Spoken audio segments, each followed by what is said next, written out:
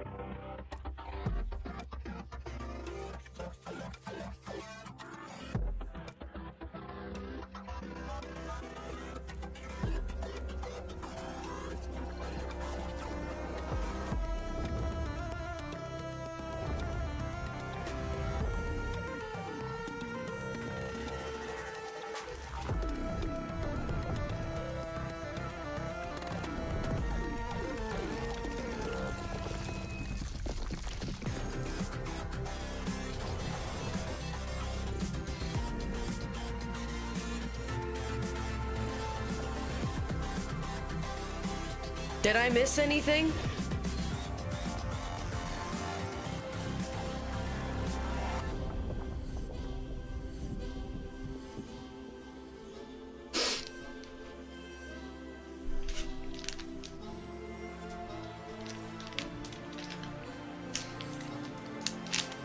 We choked out that prick Chatter. I think this is gonna be probably something I shouldn't say. I think what he is, like the type of person he is and the things he says is more like negative and detrimental to the human race as a whole than telling him to kill himself. Like, I think what he says is more, it's more wrong.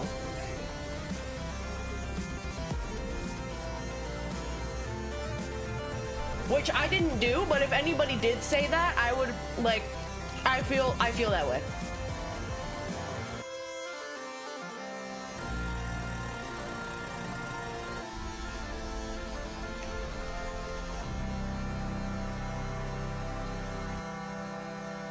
It's just so fucking tiresome, man. I'm so sick Welcome of to it, the New man. Game Plus Game Showcase, a new initiative built by creators who love games for what they are and not just the games that pay to have them promoted.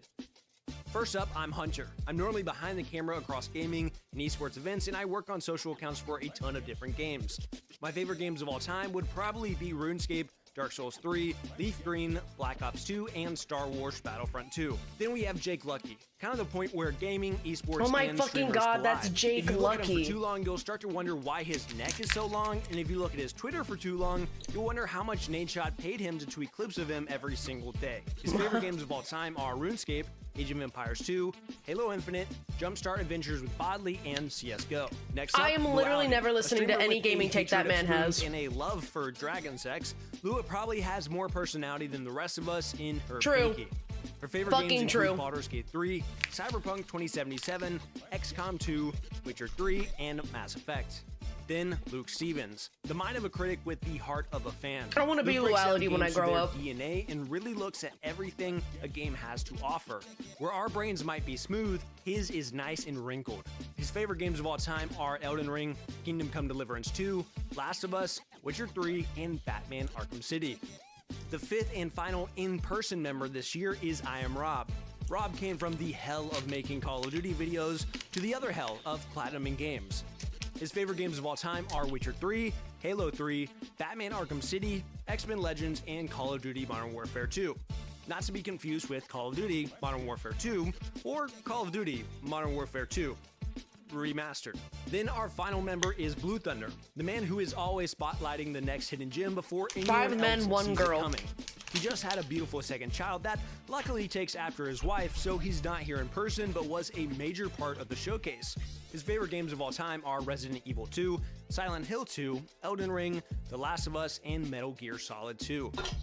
Together, we're pressing into how we think game showcases should feel. Conversational, authentic, and transparent. We are here to celebrate what actually excites us. Incredible worlds, creative devs, and stories behind those games that we love so much. There's no paid placements, no marketing scripts, just pure passion and excitement for what's coming up in gaming. You You're can expect reading a wide off of a range script. content, including new trailers, fresh gameplay, developer interviews, behind-the-scenes content, and even some updates to your favorite games. So sit back, You grab read your that drink of off choice, of a and script. let's dive into some of the games that we think are worth your attention. This is the I'm New DMing Game Plus Luality. Game Showcase. Yeah, also, who picked the name? New Game. It's a work in progress. Wait, what's the name of it? New Game Plus shows the New showcase. plus the game plus the showcase. Have we trademarked that yet? Because I don't. Oh, God. Well, we have cups. We That's already most of it. got the cup. Sick name. Yeah, the cups are done, dude. Might have to cut our losses. There's no changing it up. Cheers. Perfect. I like it. And it's great.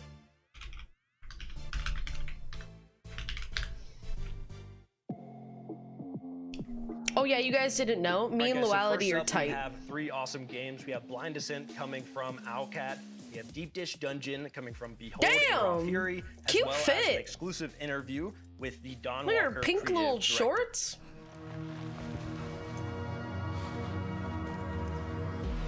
Slay.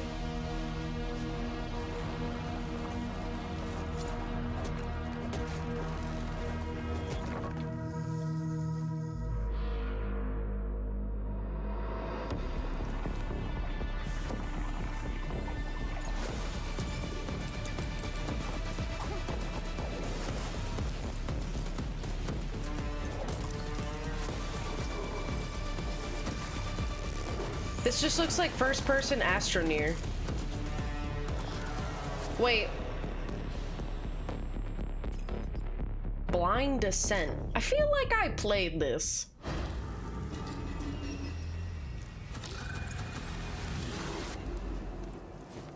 Or I've seen it before. Raw Fury? Bye.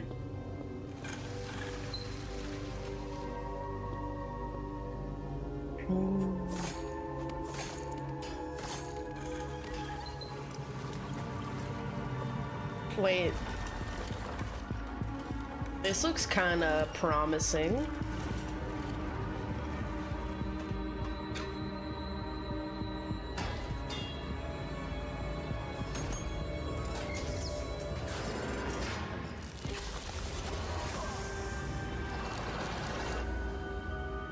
Deep Dish Dungeon.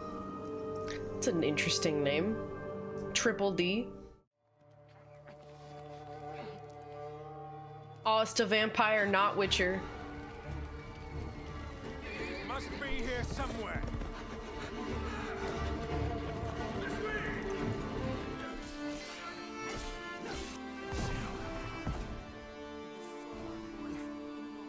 I see they didn't turn the fucking lights up.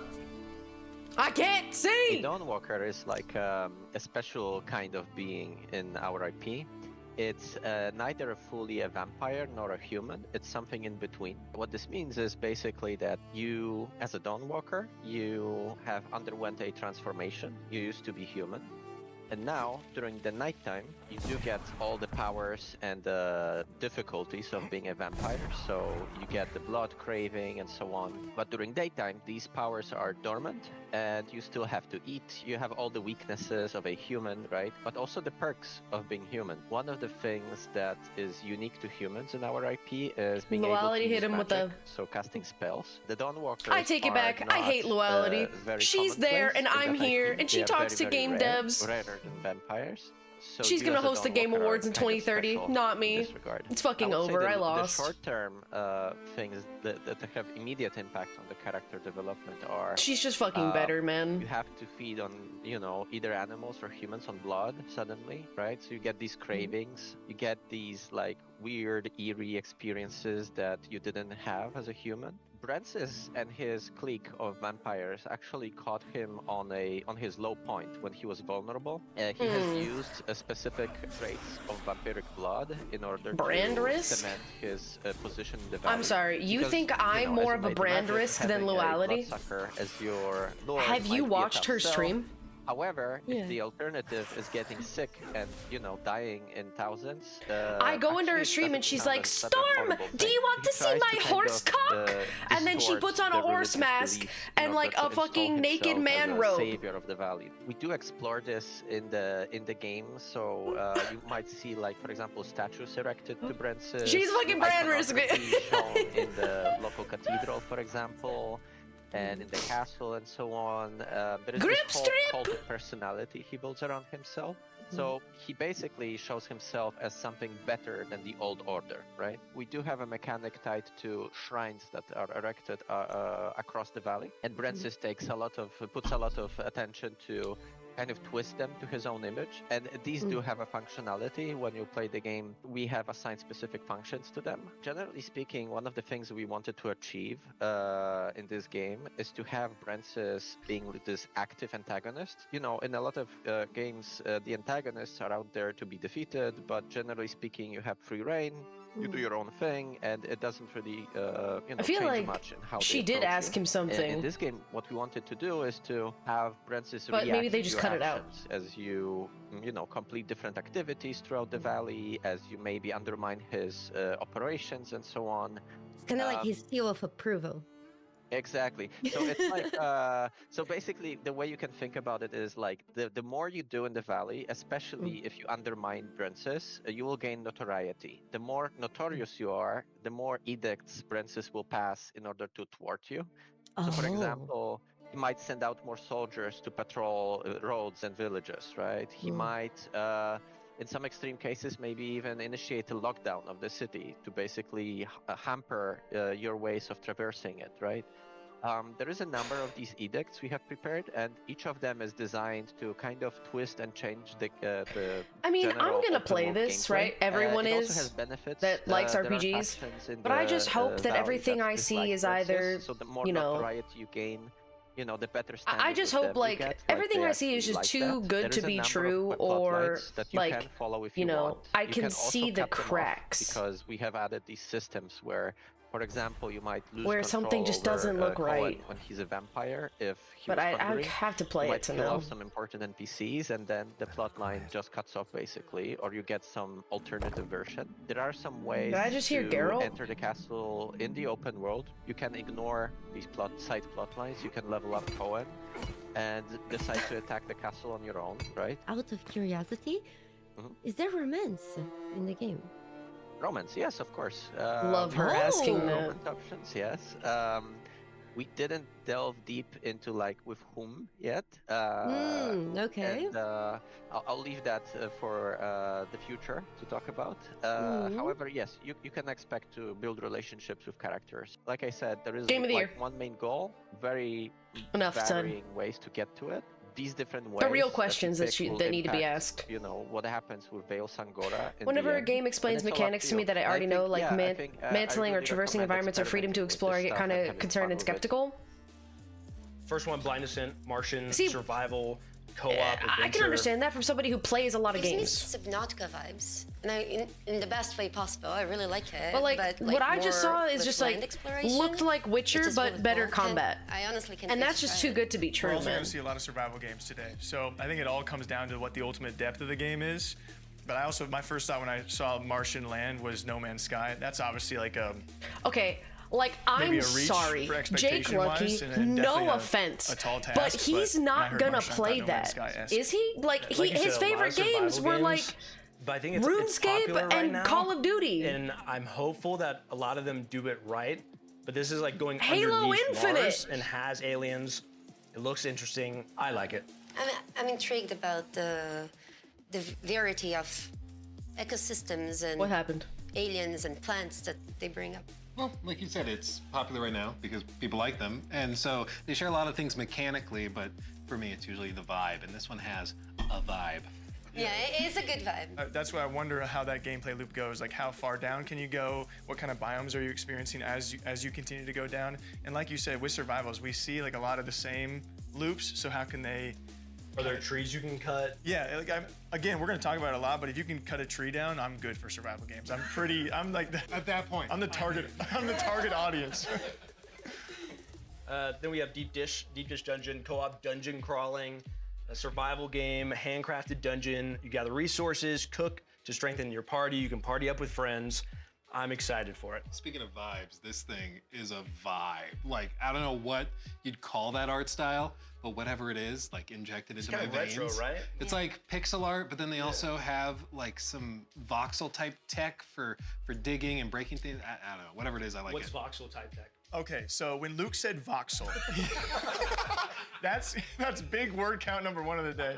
When I see that, I'm very basic. I'm like, that's got to be some form of pixel art, which is definitely coming back. I feel like we're seeing more games kind of pull back that old view, that old like Minecraft pixel art, whatever you want to call it, voxel view. I will be honest with you guys. While you guys are talking about pixels, I'm thinking I hope I can kill my teammates in funny ways.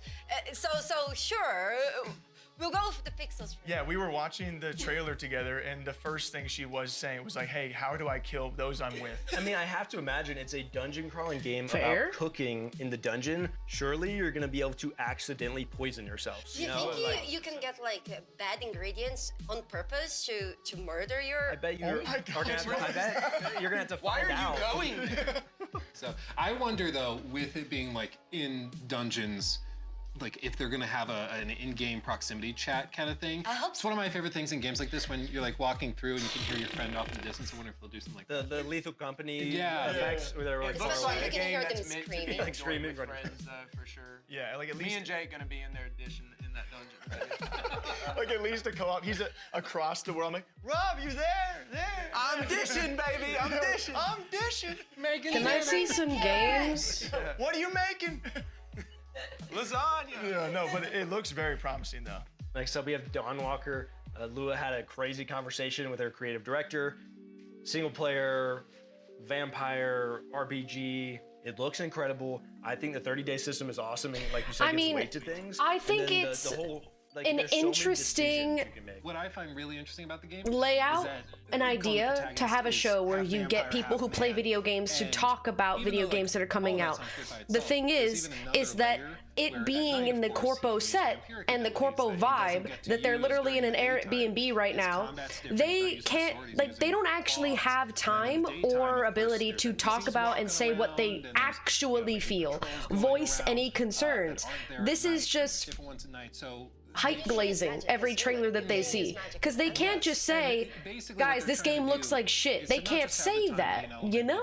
But like, but also whether you're playing in day or night, quest lines play out completely differently because people are in different spots, their behaviors are different. This person may be asleep, so you can't talk to them. Have different but somebody abilities. else is there. they have to say, guys, this looks kind of neat this time, this thing. Witcher 3 developers working on this, and so much of that charm was prevalent there. I also just like, the only person opinion here that I care about video games is Luality, because I know she's a fucking gamer.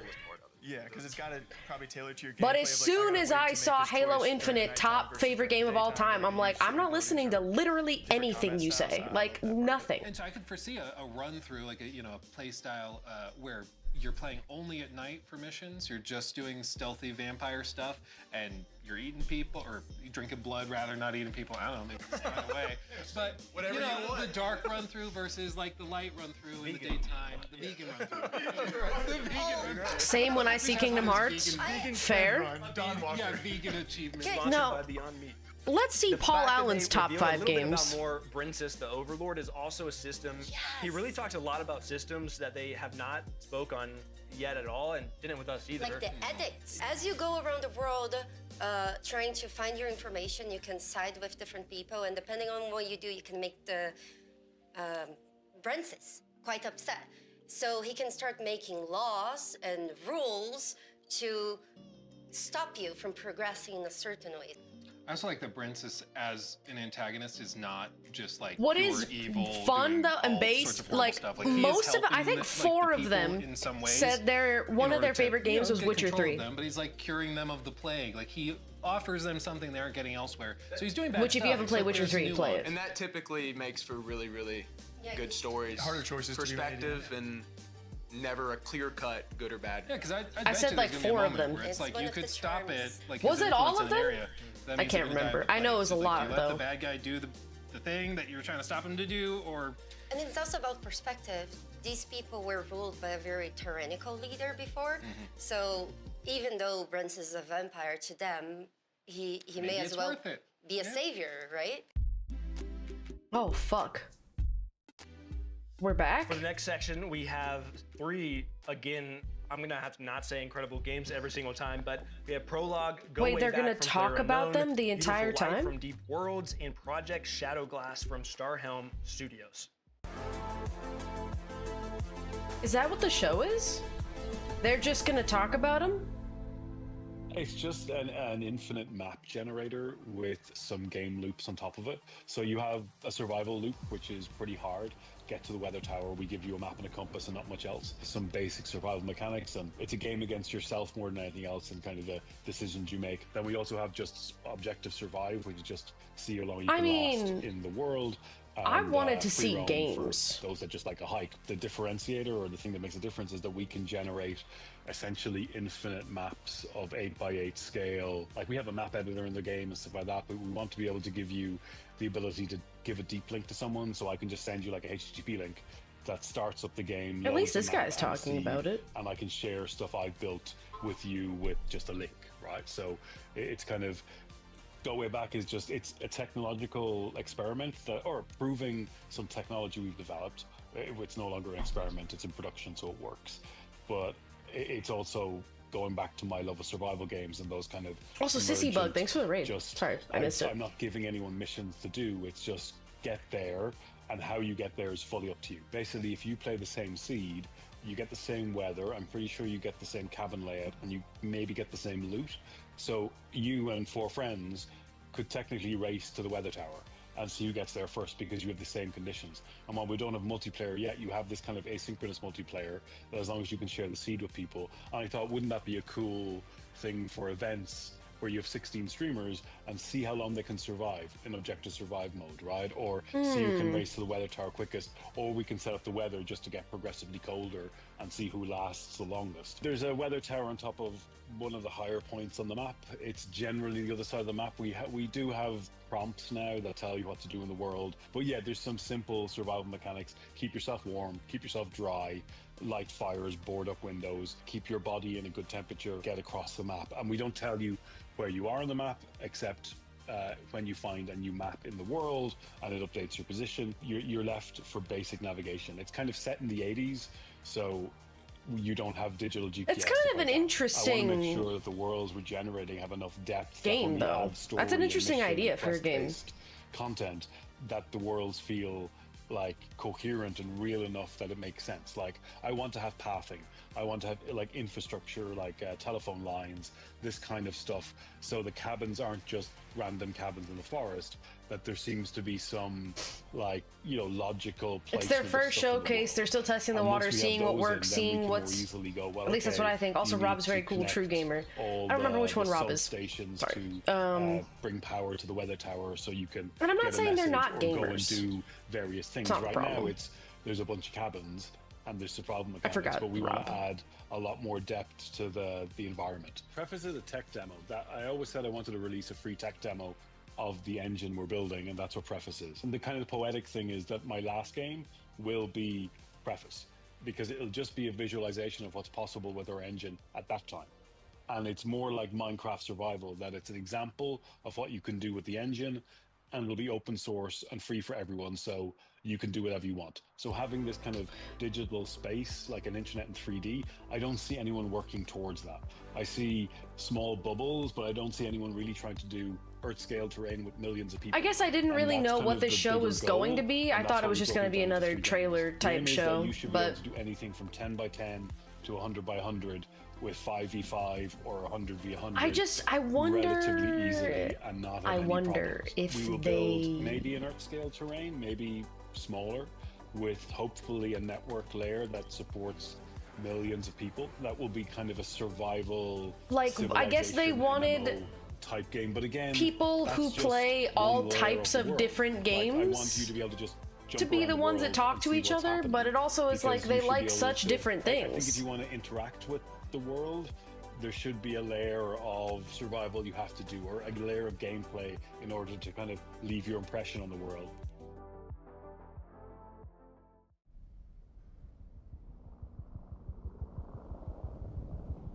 Quebec Charlie to Quebec Romeo Foxtrot.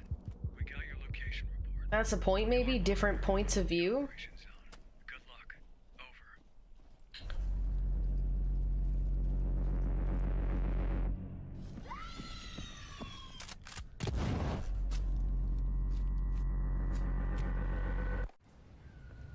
It's like Annihilation? I saw flowers and I thought of Annihilation.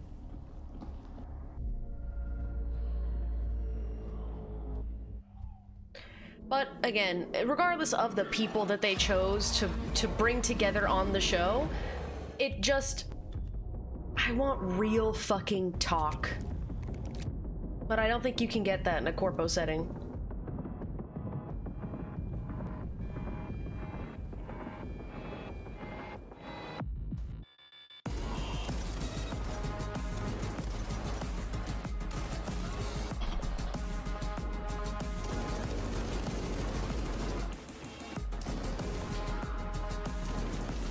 Bro, it's not just me, right? This shit's giga fucking dark. Also, the quality's bad. It's in 1080p though.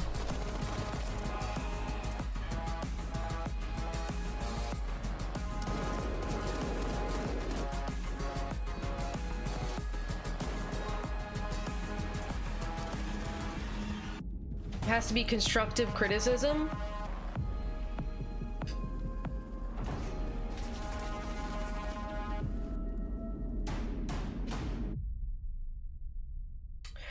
So, can I say, yeah, I've played so many different survival games. What is this one going to do any different? Where pixels were once only 2D, now they're 3D. Oh, I'm just with you. I'm Dominic John, the dev behind Project Shadowglass, a 3D pixelated RPG that's a love letter to classic immersive sims like Thief and System Shock. This video is a series of prototype rooms that I've been working on some of the core systems in. No art, no assets will be generated by AI. This is all human-made, hand-placed, made by me and artists like me because we love what we do.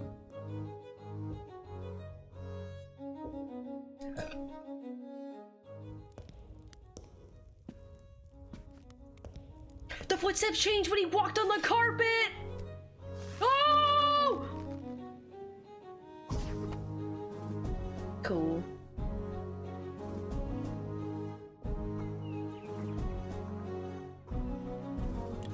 If you have headphones, I would highly suggest wearing them. All the audio in Project Shadowglass is going to be 3D, and not just 3D, but simulated. The music emanating from this orb is going into the left ear and the right ear, but as I change the size of the space, you can hear the character of the sounds change.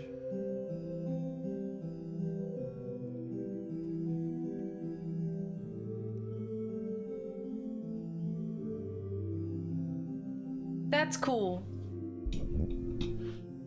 And if we go around the wall, we can still hear it coming from the opening. Alright, but can you lay off the fucking my ears, please? Because I'm getting a little uncomfortable.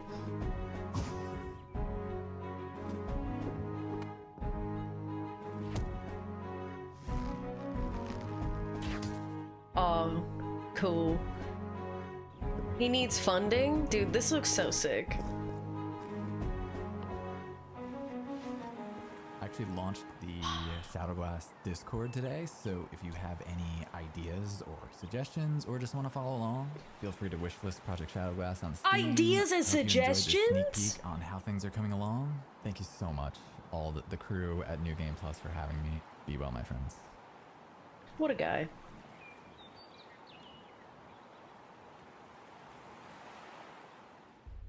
To start with Prologue, Go Way Back, another survival game that we're seeing, and we were talking, it's a bare bones survival game where there is no common enemy. Your enemy is the elements, where you just have to try and survive and make it to that point. So if you guys don't know Brennan Green, he not only was behind the Battle Royale mode of H1Z1, which we talked a long time about, he was also the creator of PUBG. So people have a lot of faith in him and what he calls his 10-year plan, and he talks about his ultimate goal being he wants 1 million players on a server. He wants the internet to be made 3D and for all of us to actually truly be able to play together. Which I know is a crazy transition from us talking about a survival game. Single-player survival game? Like we want to cover their survival game because I love survival games, and they're going to be branching out in this game for the next few years until they have multiplayer, until they have weapons, and they have PvE and animals to fight against.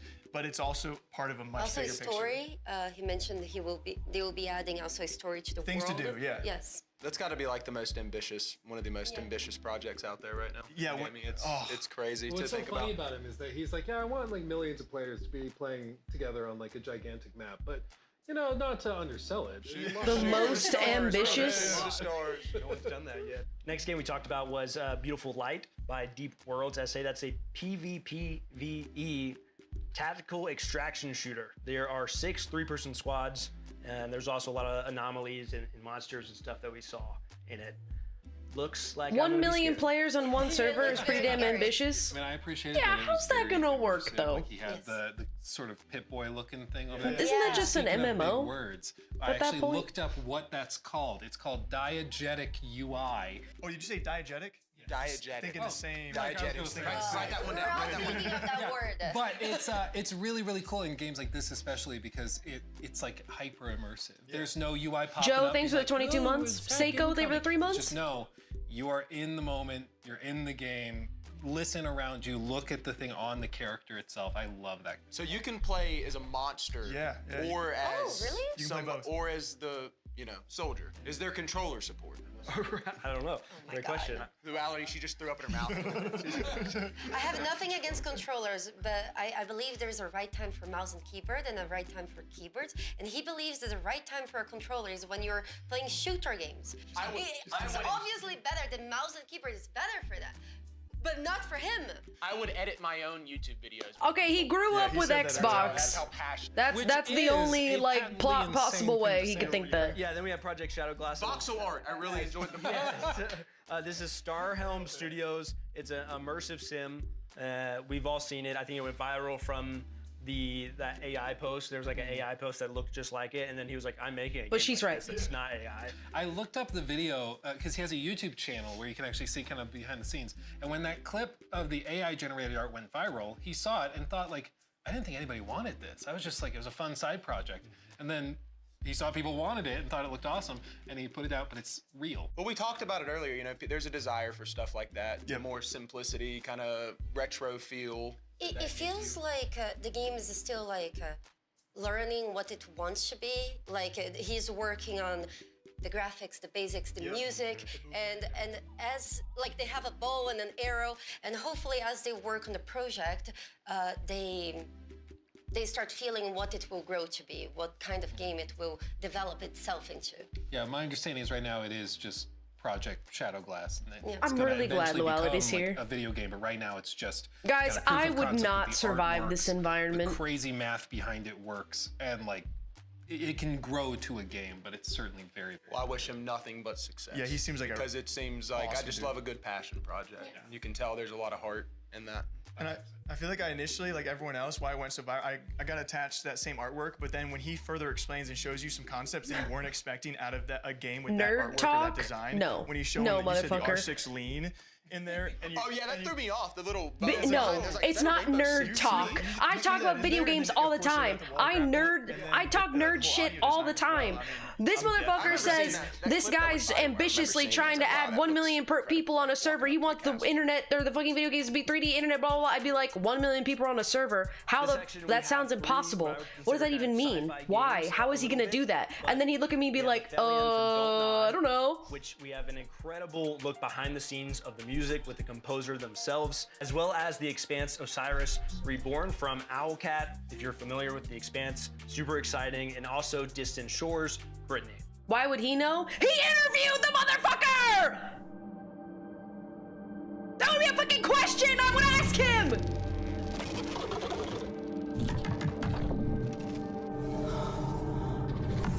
Fuck, man.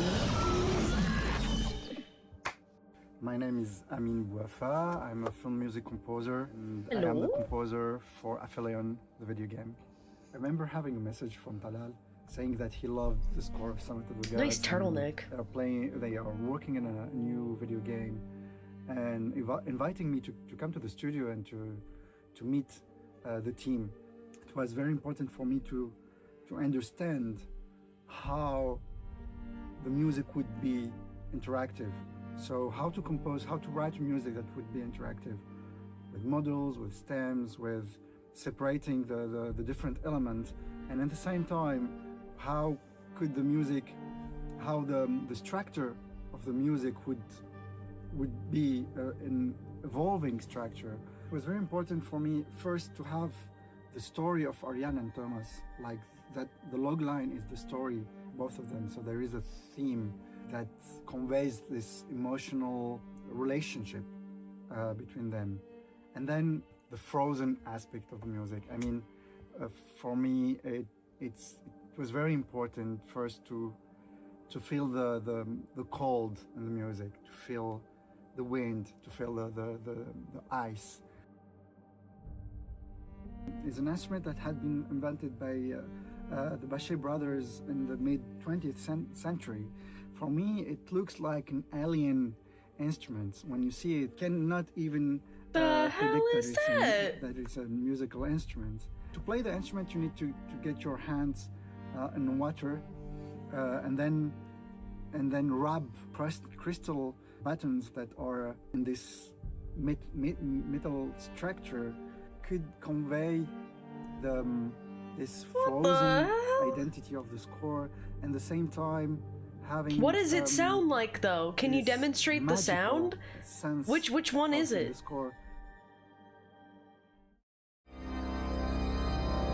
Holy.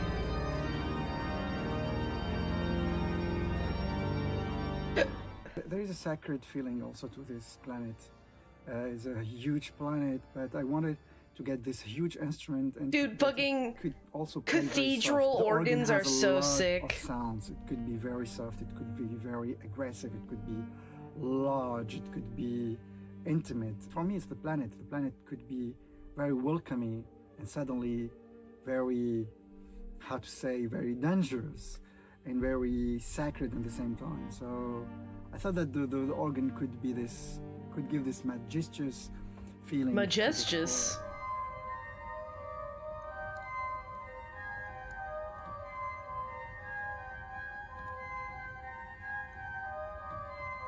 I'm so happy to write the music for Aphelion. It's the first time for me to write a video game score, and it's a lot of fun and a lot of passion.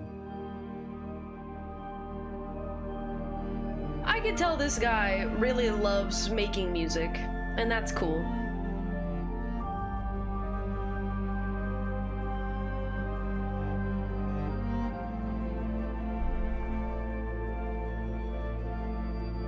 Imagine the game just fucking sucks though. Soundtrack's bussin', but pre-order now. I won't.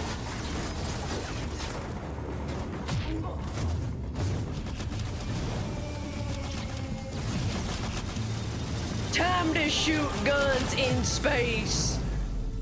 The Expanse. Oh shit. Discussions at the early stages of the production. Hello, to Expanse, be honest, man. whether to go fully class system or something else. And again, we started with sitting down and lining up what are possible ways that the player might perceive the game. The power fantasies, how he can express himself. That's the only in word I combat. remember from that show. He might want to be a sniper, might want to be a hacker, maybe an engineer, something else.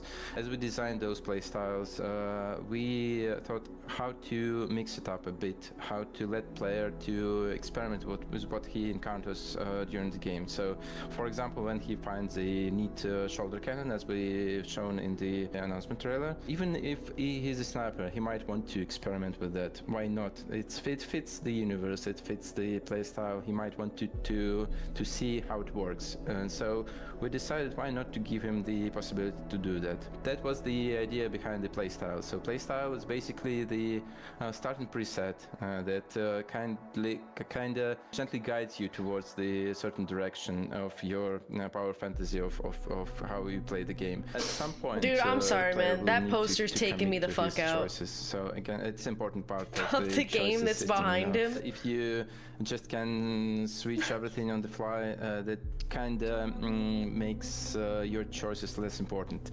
So I can't with it, man. Particular the fucking guns, characters, gadgets, and you just build around them. We give you some time to experiment, but you will need to commit. During the character creation, you will have to choose between three major factions. Your origin, so you'll be either Belter or Earther or Martian. Facial customization. I'm gonna be a Belter. You can choose your. I'm gonna play this. I'm gonna be a Belter, So and I'm only gonna speak like that the entire stream. With different type of origin that you would create. You will have your sibling with the same. It's gonna be mildly offensive. They will look a little bit different because they're their own person. They have their own personality. These events are set during the first 3 books, I think. You will start on Iris and witness basically the events from a different angle, and this part will be to some degree shown in your character creation. Every companion should belong somewhere in the universe. universe, and they have their own background consisting of their affection and their acquaintance. They have some background story, their own But yeah, struggles. can I romance All this stuff will influence how they perceive the situations player encounters. So in every major plot event, they will have their opinions. They might hint you towards some decisions. They might provide you some assistance, or maybe even some romance confirmed. Crucial contacts to go for help, for advice, for what inspired this game though? Support. I'm gonna go ahead and assume perhaps their own stories, their own struggles, and The Expanse. You can, choose to help them, or maybe to ignore their own stories, totally depending on how you want to be invested in this particular companion. The choices you make for those companions also will matter in long term. Yep, some of them will have romances, and you can see on our background companions. Perfect, We cannot thank say who is going to have romance, but there will definitely be romance in our game. It's a small crew on the small ship. You know, the Expanse. I'm in. It's a universe where everyone flies in very tight spaces for a very long time.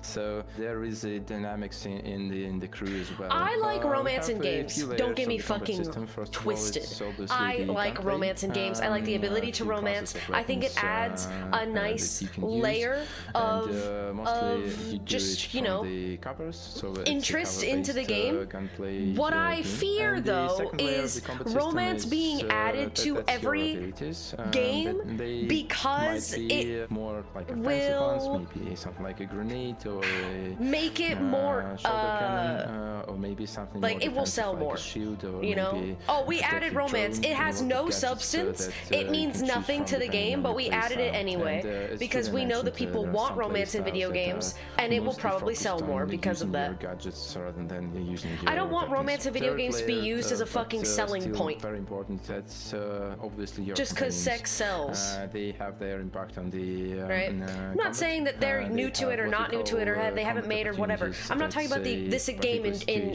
particular. I'm talking about general, future. An exploit in the arena, in the environment to gain a certain advantage in combat. We decided against the management, the gameplay part of the survival stuff. So you won't be counting your gallons of reaction mass or how much water you need to recycle before it dries out. Nothing like that. But still, the expansion is very dangerous. So in terms of narrative, the survival will be a part of the game. You will have a tremendous enemy. You will have a lot of very dangerous situations that you will have to get out somehow. There will be a lot of survival in terms of your player experience, just not as a particular mechanic. You will be able to fly around the solar system. Nice. You will be able to visit various planets. We mentioned Did I just hear Luality go nice? We have Luna, Mars, Ceres, Io, and some other cool places to visit. And some of those places will be like major social hubs where you can just walk around, meet other people, drink at the bar, shop for better equipment and stuff like that. So you drink at the bar with the Bertaloda to look at. The Expanse universe is with my fellow Bertalodas.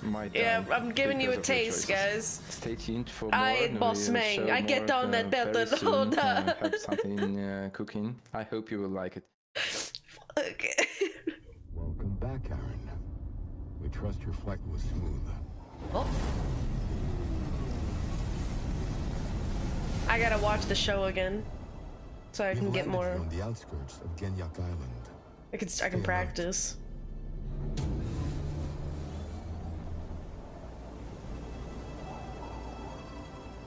Hey, Aaron, it's Thomas. You know, Wench. your brother. It's a Flash game. You said you would visit me here, but you never did. Look, bygones be bygones. Just find me in the West Zone. I'll be waiting. Oh? What the fuck is this? Is this a puzzle game?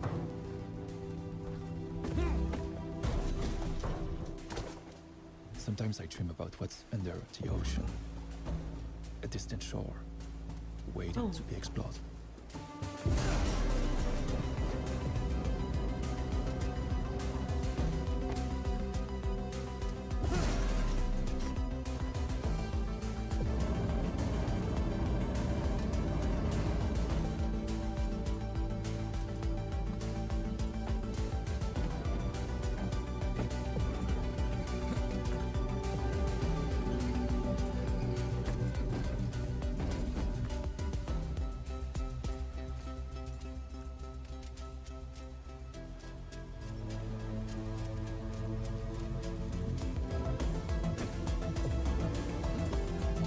Is this only a...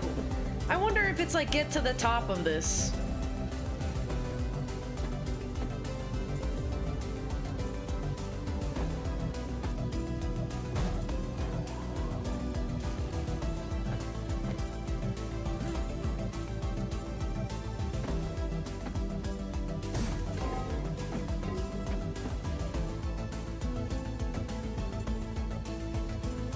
Yeah, so it definitely looks like an only up kind of game. But then, okay, but now we're inside here. But it's more, it's puzzle. It's like a puzzle traversal game. Like going through the world, but also solving puzzles to get through it. Which is cool, and a cool idea, and I like puzzles, and I like, you know, that kind of game. I just wish it didn't look like asset slop.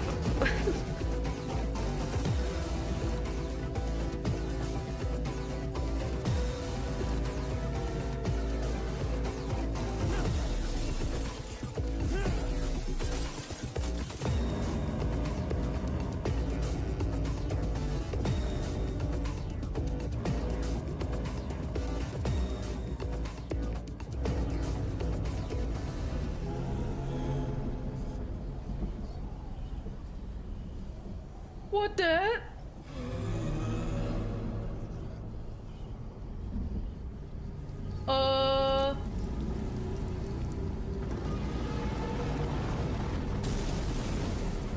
Okay, huh?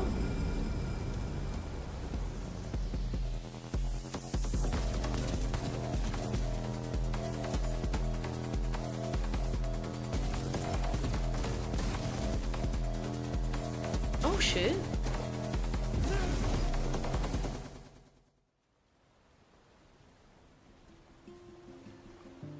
You're a weak kid. You'll never make it to the top.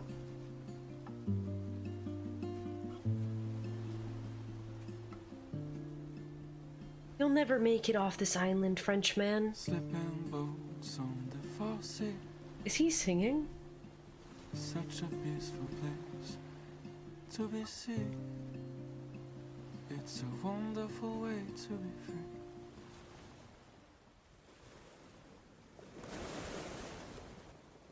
Distant Shore, Bretagne.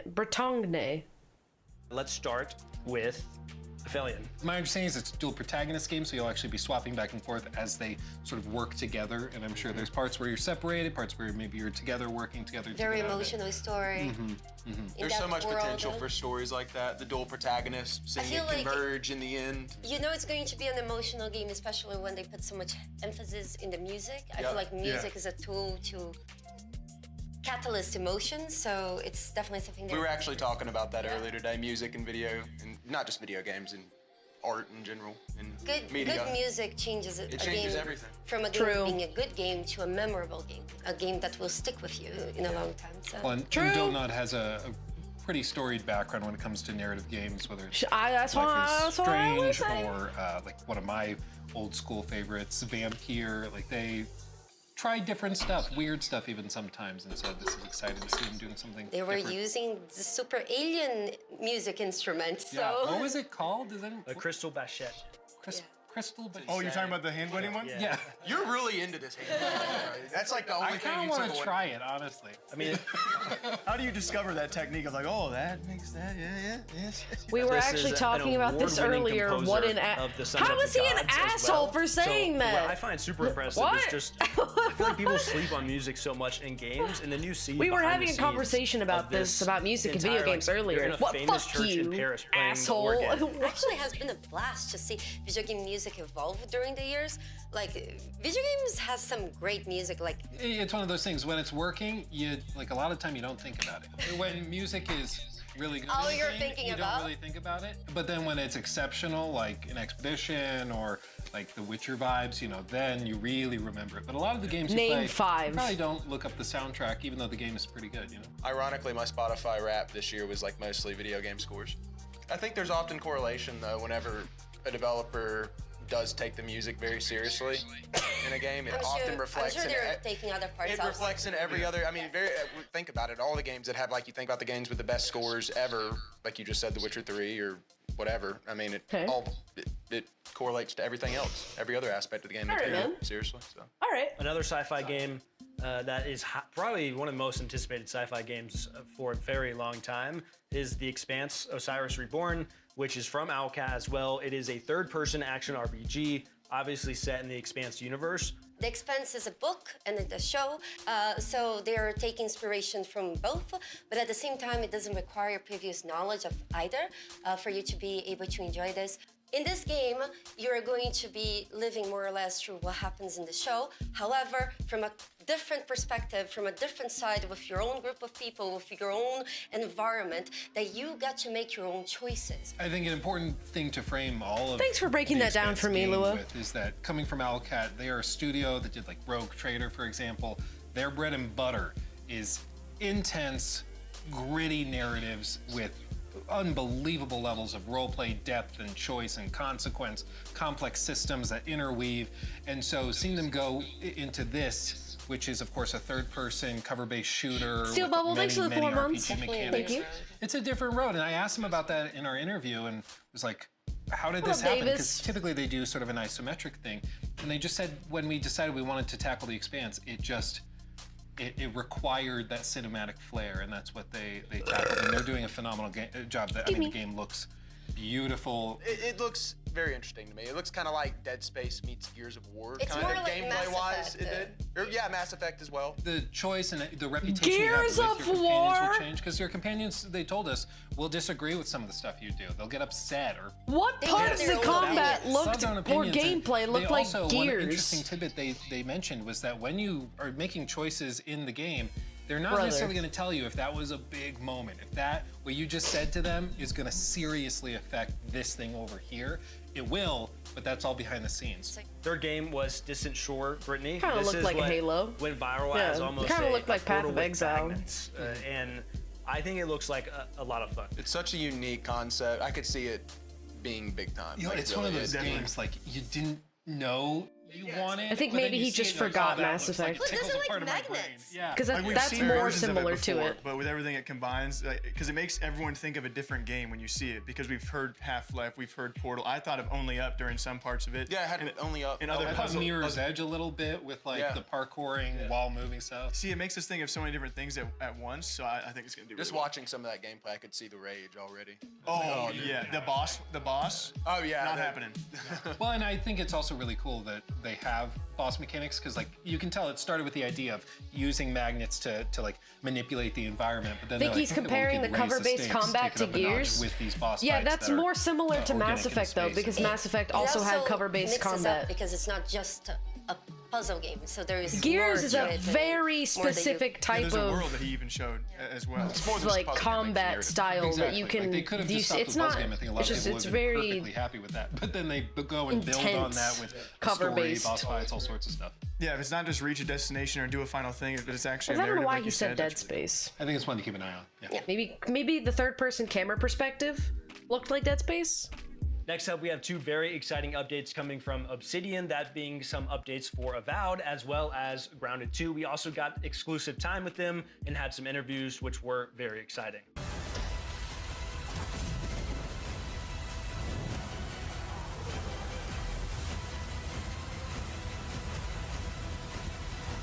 Avowed is a Obsidian first-person action RPG set in the world of Pillars of Wait, Eternity. what? Why is Avowed where here? The player plays as an envoy Oh, sent update. by the Emperor of Edir to the Living Lands to investigate. I a can't wait to mysterious hear what plague they that's glaze kind of about spreading throughout Avowed. the lands, causing chaos, and you play as the envoy trying to figure out what's kind of going on down there. Do things that affect it in positive ways, negative ways, or in between type of ways, with that type of choice and consequence. In terms of, the post-launch things we've been supporting. I kissed on my it, cat, my we've lips got tingle, it's a bunch happening. of You're allergic. Abilities added to the Ranger and Fighter trees to kind of more fill it out comparatively to the wizard tree. Aspects about it that are like arachnophobia mode, that was like a big community requested feature. It's okay, I am as well as, too. changes to progression, improvements there, gear improvements, and as well as bug fixes and crash fixes. And you can play now as the different species. Yeah, we've added different species.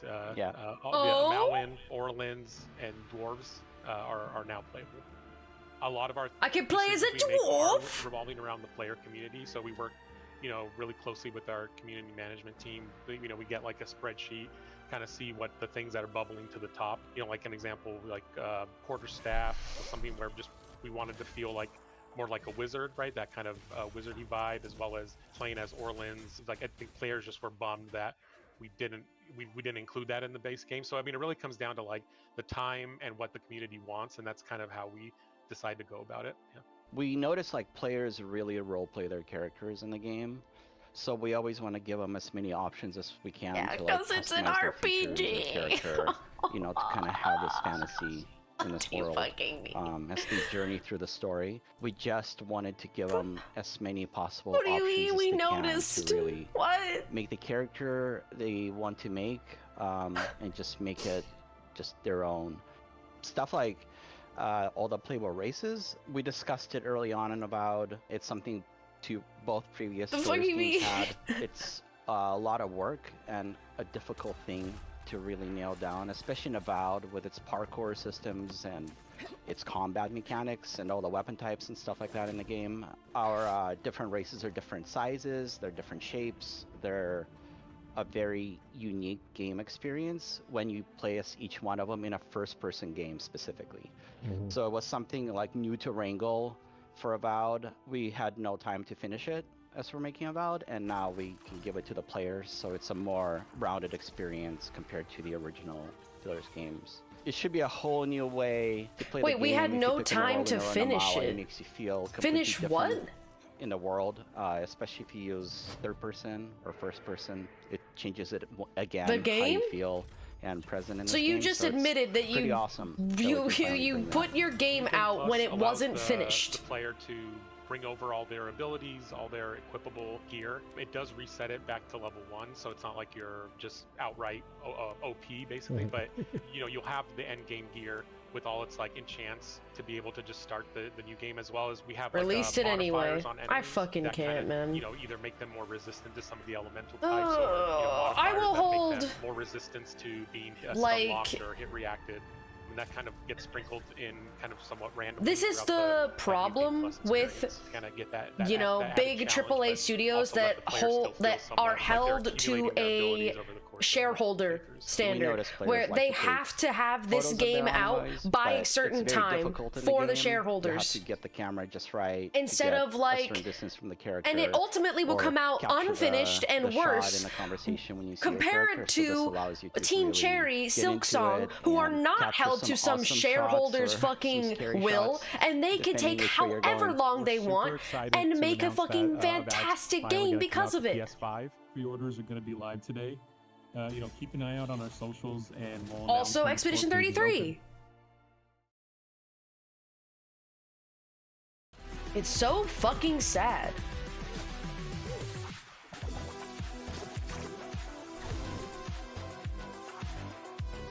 They were working on multiple projects at the same time? Okay, and? Grounded 2 is a survival game. It is set in Like, a bro, they gigantic put all the city eggs in the park. basket. You play as a Nobody fucking teenager forced who's them been to. shrunken to roughly the size of an ant, and you just have to survive in this environment with, insects that are the size of a bus, and figuring out how to eat and get some water and fight those bugs and craft new materials and new weapons. As you go and gain in power and get over those initial survival challenges, you can sort of get into the story of what has really happened in this park. A number of huge updates planned for the park. This is the first big content update that we have. We've been calling it the winter update. It's really about adding in this next big chunk to the park, and that comes with a lot of things that are very, very exciting for us. With this winter update, which is the community garden, is attached right to that early picnic area. On the map, Anybody tried it's out just to Grounded the east of it, behind the gigantic statue of Tully. This is and also in Virgil. early access, This is right? our opportunity to really start delving into a brand new biome with everything that entailed. You've got a vegetable garden, you've got a greenhouse, and you've got a pumpkin patch. All of these introduce a lot of new and different types of artwork and places for the player to explore. And then, of course, we need all the insects that go in these areas too. And so a ton of new insects that are in there. As I love to say, all of these insects, you can fight. Maybe they're docile and you can attack them. Many of them are aggressive and will attack you. And regardless, Oh you my fight fucking them, god. learn their tactics, Dude, and put the then Japanese eventually turn hornet them in this into game and then fashionable just you attire die and new instantly. Going to a new biome, a new area in the park allows us to fully lean into what makes the park unique from the backyard. And for us, that means that mixture of really organic structures as well as that man-made touch, that this was designed by humans at, human level. Wasps are coming back, which are a lot of fun to fight, but can be kind of annoying.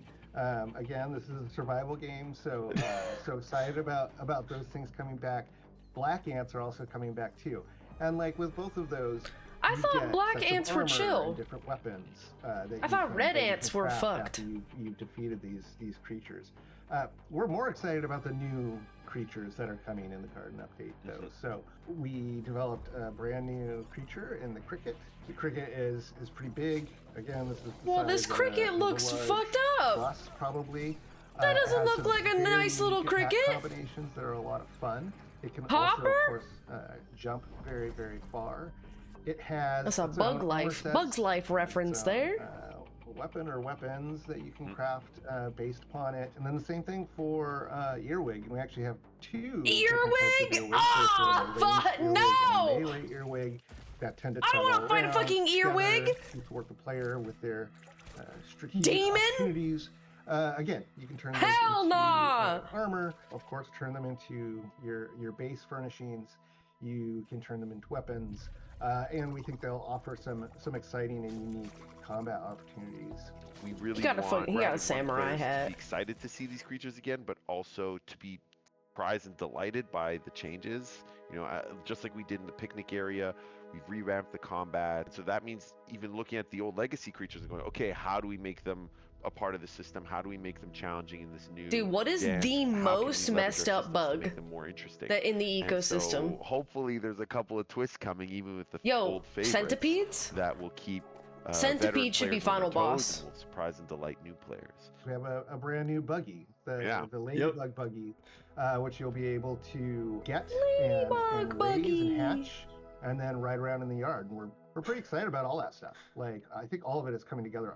Just You remember really that well. guy on YouTube? He might be dead by now, but he made a YouTube series of going to like literally the worst bugs in the world and just letting them bite him and seeing what That was happens. the original buggy prototype.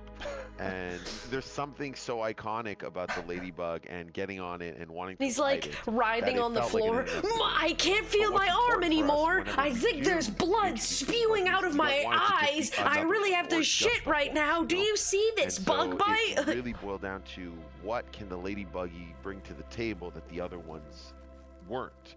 What can make her stand apart and bring a utility and an experience to the player that the other buggies aren't? How can we carve out her own little niche in the game? She's the tank.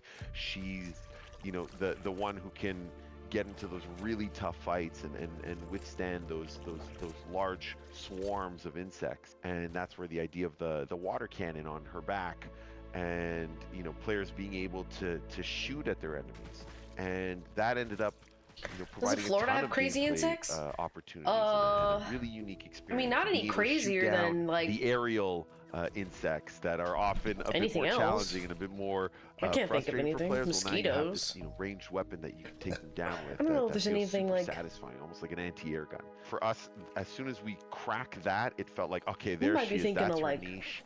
And now it's just about Australia. bringing that experience to life and finding moments in the garden experience to really highlight that and let that shine for the player.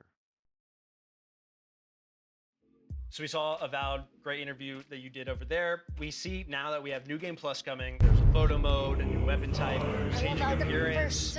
Thank you, Southern Locust, for the prime. Oh shit, Locust. Yeah, Lua will have a lot of fun with. Yeah, they're doing a lot, and I mean the game, of course, launched earlier this year. Obsidian's been very busy. Yeah, and they're doing these free updates now, and so they also are adding New Game Plus, which adds a whole new reason for you to go back through the game. So the game is coming to PS5. Yay! We got another one. We got the Avowed Platinum Trophy was insane. Here we go. Yeah, the thing. Yeah, but it's coming, and it's available for pre-order as of this Right show now? going That's live. so fucking sick. Well, when I talked to them, they were saying how important the community is to them, how they've listened to a lot of their feedback, like adding arachnophobia mode on Grounded. You say, Luke, if I'm scared of spiders, what do I do? Yeah, there's arachnophobia mode. But they that's kind of their driving force, is looking at the community, what the community is saying, communicating. They're like, hey, we'd like more species and more customization options in Character Builder. Okay, we'll do that. And it's just really nice to see them do that. They could put it in a paid package. I know but the they're lady, not. but They're I don't just, know. you That's it's a labor of love. loyalty. That's- I really like how, as you're going to New Game Plus, you can also change your character's appearance. This is why- So you keep who are some of your these skills people? and stuff, but if you are tired Dude. of how your character looks, or you want to do something Imagine- new, try a different race, you can Imagine do that by these just going to New five Game with Plus. shared You don't chat. need to go back to the beginning. Besides that, we also had Grounded 2, which is bringing the Garden of Brook Hollow Park. That's why that is group now gonna events be are open, hard so to it's a new do, biome. man. They have new creatures, new tools, a new mushroom brick Tavern, thank you material for the that you prime. can build more stuff with, and also a new ladybug buggy. A ladybuggy. A ladybuggy. For those of you watching, it's a play on words. Allow me to explain. Ladybug E, because you can mount it and ride it like a buggy. Yeah, and speaking to listening community, they also take a lot of feedback. This is a game that launched back into early access back in July, and so this is a major winter update is what they're calling it, and it was heavily requested to have more types of transport, which they are still planning more for the future that people can be excited about, but they always listen to feedback about, should an insect be an enemy? Should an insect be what they call, is it docile or docile? I'm from Iowa. They clarified. I was so confused. Different I was insects gonna can be kill friendly, myself. some can be enemies, and of course they can also treat them now as transport as well. You looked at Luke when you asked. Well, I'm not looking at you. And so with this update, Jesus fucking they're Christ. doing this throughout a lot of the timeline. Like they're gonna give you a lot of these big updates, and you're gonna be kind of surprised of when it first released early access, there was still plenty to do. It was a survival game, but if you were a fan of Grounded, the original, you knew they were still gonna have a great winter update for you like this. And so they have a lot on their roadmap, but because of the way the game is oddly scaled down, it's from Honey, I Shrunk the Kids, the way it's shrunk down, they have so much they still want to do and will be doing for a long, long time. Well, and that cricket. Yeah, the cricket thing looks that thing's terrifying. horrifying. It turns around and You're like, wait, what's he doing? What's he doing? I gotta give them credit. Obsidian's been so crazy busy. The fact that you can put out 2 pretty sizable games in 1 year and a bunch of updates for it. And it seemed like they were cooking something huge, right? Because Yeah, they just had Tim Kaine come back out of retirement. He's one of the creators of Fallout back in the day, and he didn't he also was some of the original creators of Vampire Bloodlines? I think you did. I think so. Yeah. Yes. He's kind of a legend of the industry. He in 2020. I gotta went and cut them started some doing slack. consulting work This with is their first Obsidian, time ever but doing he's, something like this. in Probably his words, nerve-wracking as hell. semi-retired, but he's It's actually not gone their back to fault. Obsidian to work I'm sorry. full-time in I office, moved to the studio on It's not- some it's not project these that's unannounced, and he guys' said, fault, "Don't bother guessing. You right? will not guess it." So, new IP. New IP. Something crazy. Whoever Who knows? But they are set these up, it just It's hard to not. I just don't think it see, works. Hope at least for Fallout stuff Yeah. because TV you show. know the TV show being excellent and everyone itching for more Fallout. So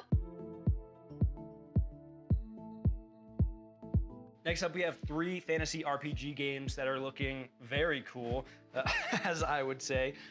This is going to be Outward 2 from Nine Dots Studio, a follow-up to their other survival game, Outward, obviously. We have Varen's Call by Titan Rock, and then we also have Dragon Twin by Draconic As I would Interactive. say.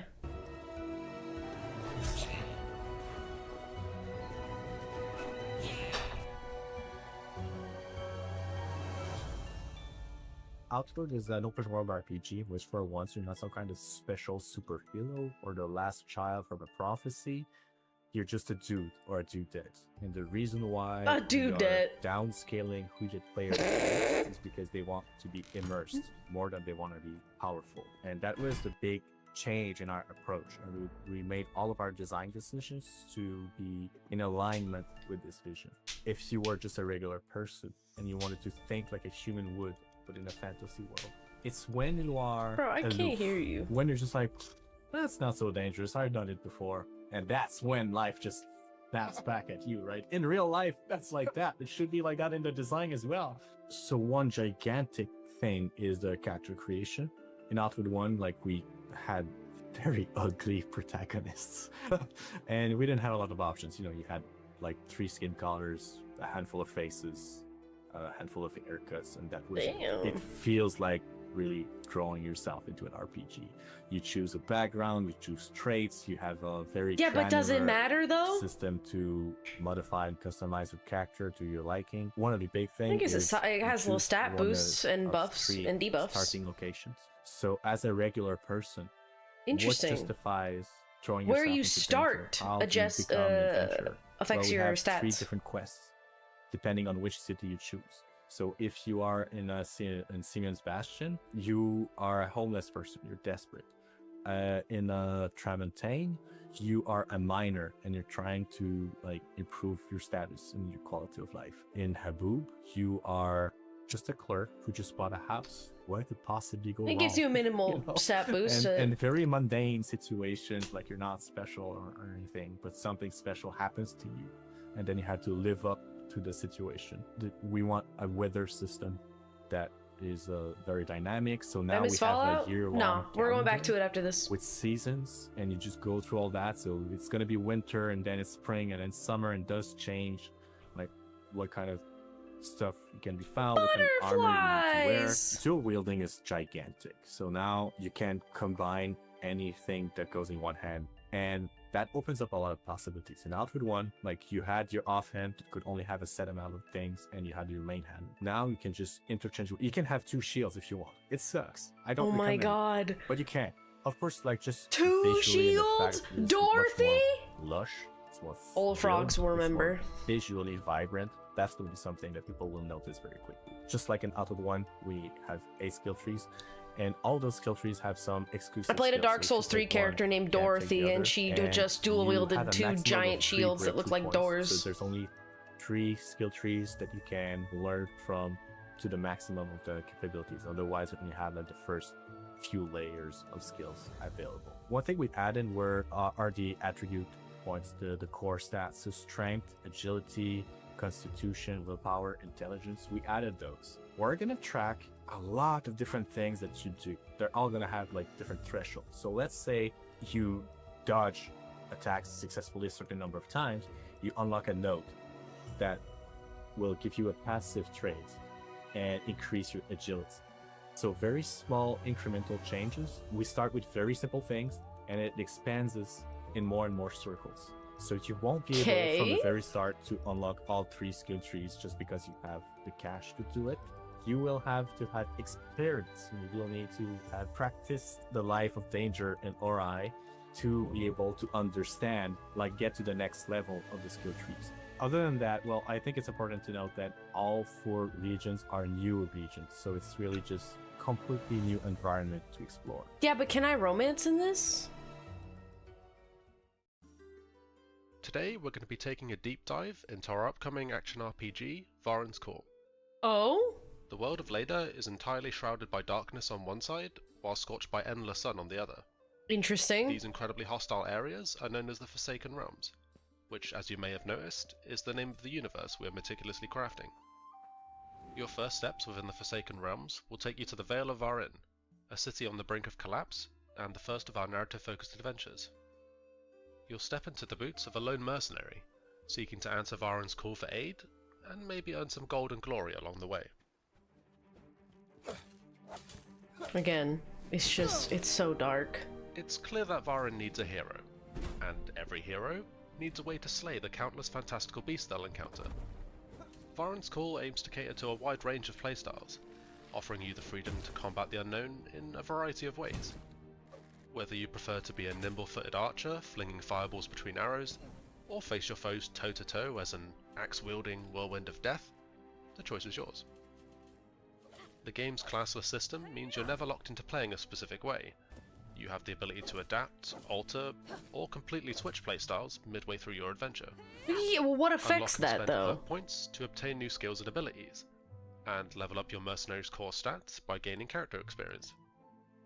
Hidden chests throughout the world will reward you with a range of weapons. Dude, this has the armor, enshrouded and unique thing trinkets, where characters some look providing like unique effects dwarves. to help you gain an edge in your next combat encounter. The local hamlet of South They look Vale like tiny acts humans. as a hub, a safe space that provides various amenities for you to further develop your character. Use the Forge to upgrade the weapons and armor you find throughout the world.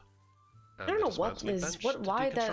I don't know what makes it look like that though. The spell crafting table can be used to increase the power of your magic. I miss a lot. It's been like an hour and a half, I think. Attack that stops the enemy in their tracks, to ripping up the ground from underneath their feet with destructive force. Use the trap making bench to upgrade and unlock new traps and gadgets. A nice complement to your arsenal, allowing you the opportunity to catch your enemies off guard. And finally, the alchemy cauldron. This can be used to custom brew a multitude of mixtures, from replenishing health and restoring stamina to curing yourself of nasty status effects. These concoctions are sure to aid you on your journey. Bro, I hate that left list. Okay, great. So you've equipped that shiny new helmet, purchased that slightly overpriced magic spell you always had your eyes on, and upgraded that new polybuster barrel to the volatile variant that has even more boom. You're ready to get back into the fight, but maybe you want a change of pace. Yes, you're supposed to be the hero and save the city, but heroes need breaks too. Besides, there's a whole world to explore, and quirky characters from all walks of life need your help with their problems. Then you've come about the job. You might find yourself involved in a murder mystery, helping a local peacekeeper catch the criminal behind the death of her beloved friend. Or maybe you're on a mission to rid Varin of the Gnomi scourge that plagues the city, all because a crazy guy in an outhouse called you a hero? I know the truth! Maybe we should stick to the main task at hand after all. Varen's Call is soon to release on PC with full controller support, with the aim of releasing on consoles at a later date. You just wouldn't get it. Our game is inspired by classics like Fable It's and the peak Elder Scrolls, millennial humor. so if this sounds like your kind of adventure, consider heading over to Steam and adding it to your wishlist to stay up to date with us. Until then, we'll see you mercenaries soon. I'm not a gnome. I'm not a gnoblin. A gnome. Get it? That's why. Dragon Twin. It's an epic fantasy dragon riding game in early development. Holy. The goal is to create the ultimate dragon ride experience. Create your dragon, take this guy's ride into battle, command armies from the back of your fiery flying friend. Scaly simulator?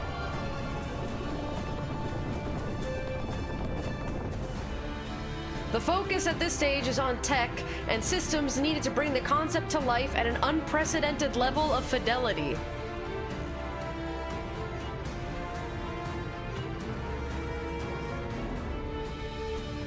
The full scope for the game will become more clear over time, as it depends on future funding and the shifting nature of game development.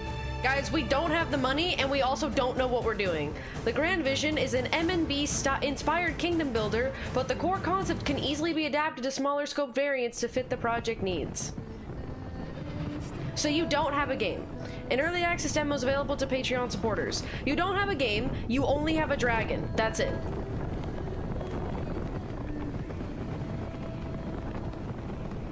The current version focuses on the flight system, with more features being added in the future as they get ready for testing. Why is this on a game show? They're letting a lot of games that are really just ideas and concepts on here. Probably because they're trying to get money. And they need money to make, you know, like these things. That's probably what this is for. The next release will focus on an extensive dragon creator.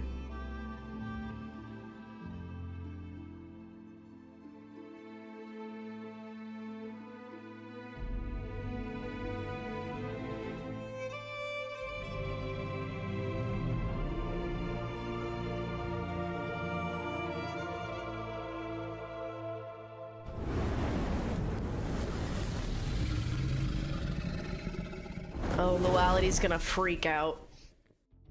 First question I had was, how hard is this game going to be? Because the most common Can I question give about my the original dragon Outward some big was, naturals? okay, this is like does it have to be so hard? I actually got to play the game in the alpha version, and I got my ass kicked. I'm glad. Deserved.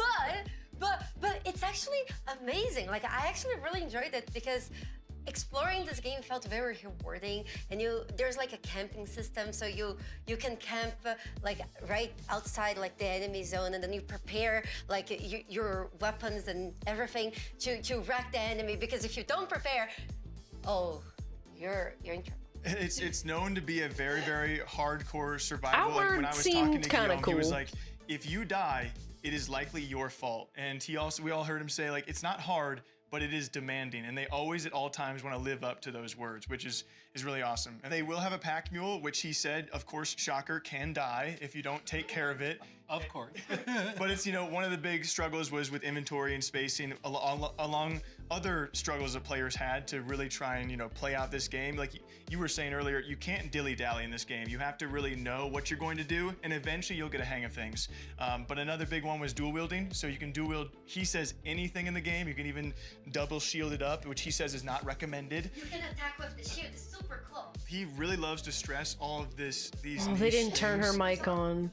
Like, you can sprain your ankle, you can perforate a lung. Trauma. She has clearly sprained it. You can sprain her. I also got brain damage. You can have a concussion. It will all impact you, and all of these ailments take different lengths of time to recover from. I got a concussion in game as well. It was really tough. As well. What were you doing? What were you doing out of game? It was it was just kind of like a play on, because whenever I told people I got a concussion, brain damage in game, a lot of people in my chat was like in game.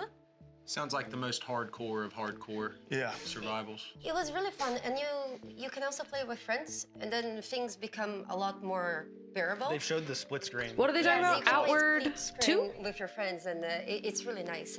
Tavern thing for the especially friends? because then like you get beaten up, and then your friends get beaten up. So and then you know. can get digital concussions together.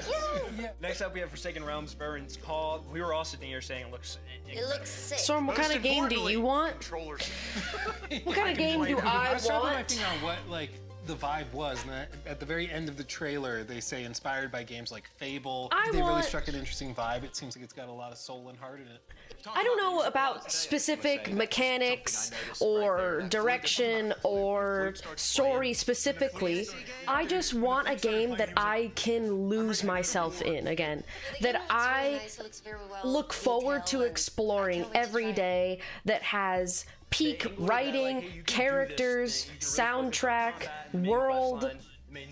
I want another experience like I had with Witcher 3, like with Outer Wilds, with Bioshock. Like, I want another game that I can add to the history books.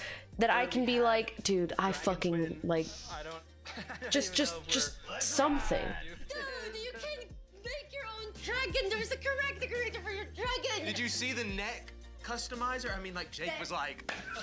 To be fair, is very early in production. They're working on all I these don't get that systems joke. for Dragon Flight, and as they mentioned in the trailer, it's still a work in progress. They're like finding. I really did the not game like and Outer what it's gonna Wilds. be based I on really did funding, not ask. Patreon support, things like that. But I mean, just like imagining the vision of a kingdom builder where like you're in command of dragons like Khaleesi.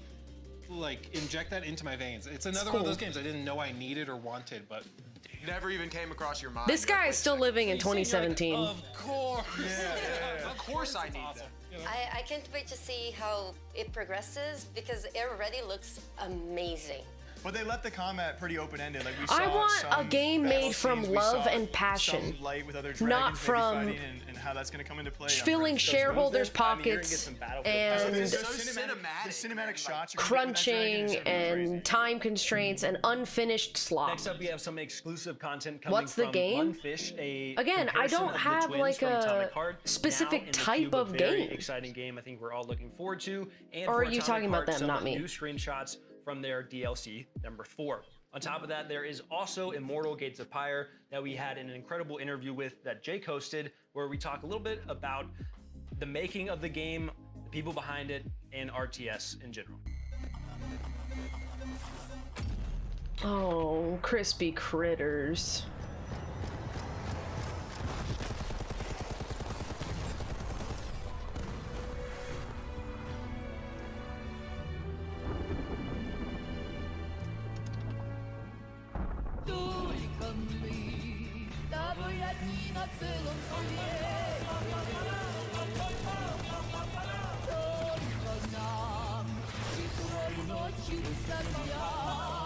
All I remember about this game is that Mick Gordon did the soundtrack, and you could...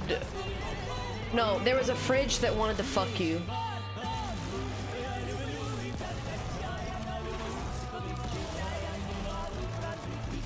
And crispy critters.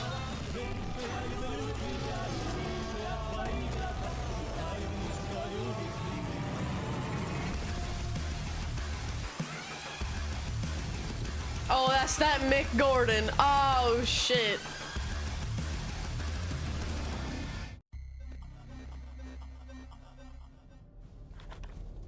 Is it recording? Yeah, it is. It's in the sky, a giant cube.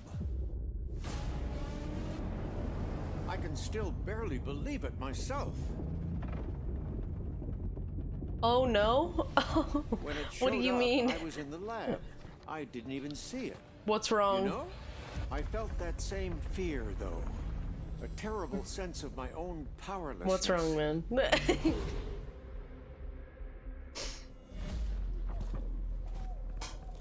How did the whole of humanity miss it? And did we actually miss it? What if the cube didn't appear, but revealed itself? What if it was always there, and we've only just started to see it? Does she have a plate on her vagina?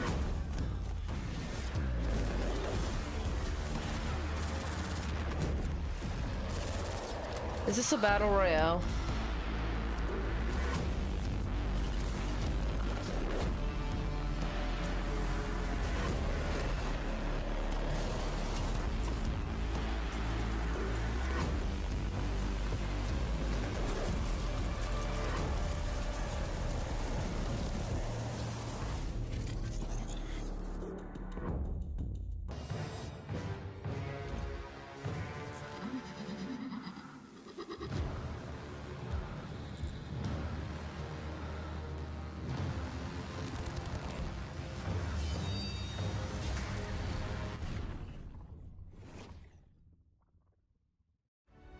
Guys, we're not helping. Like, this is not helping.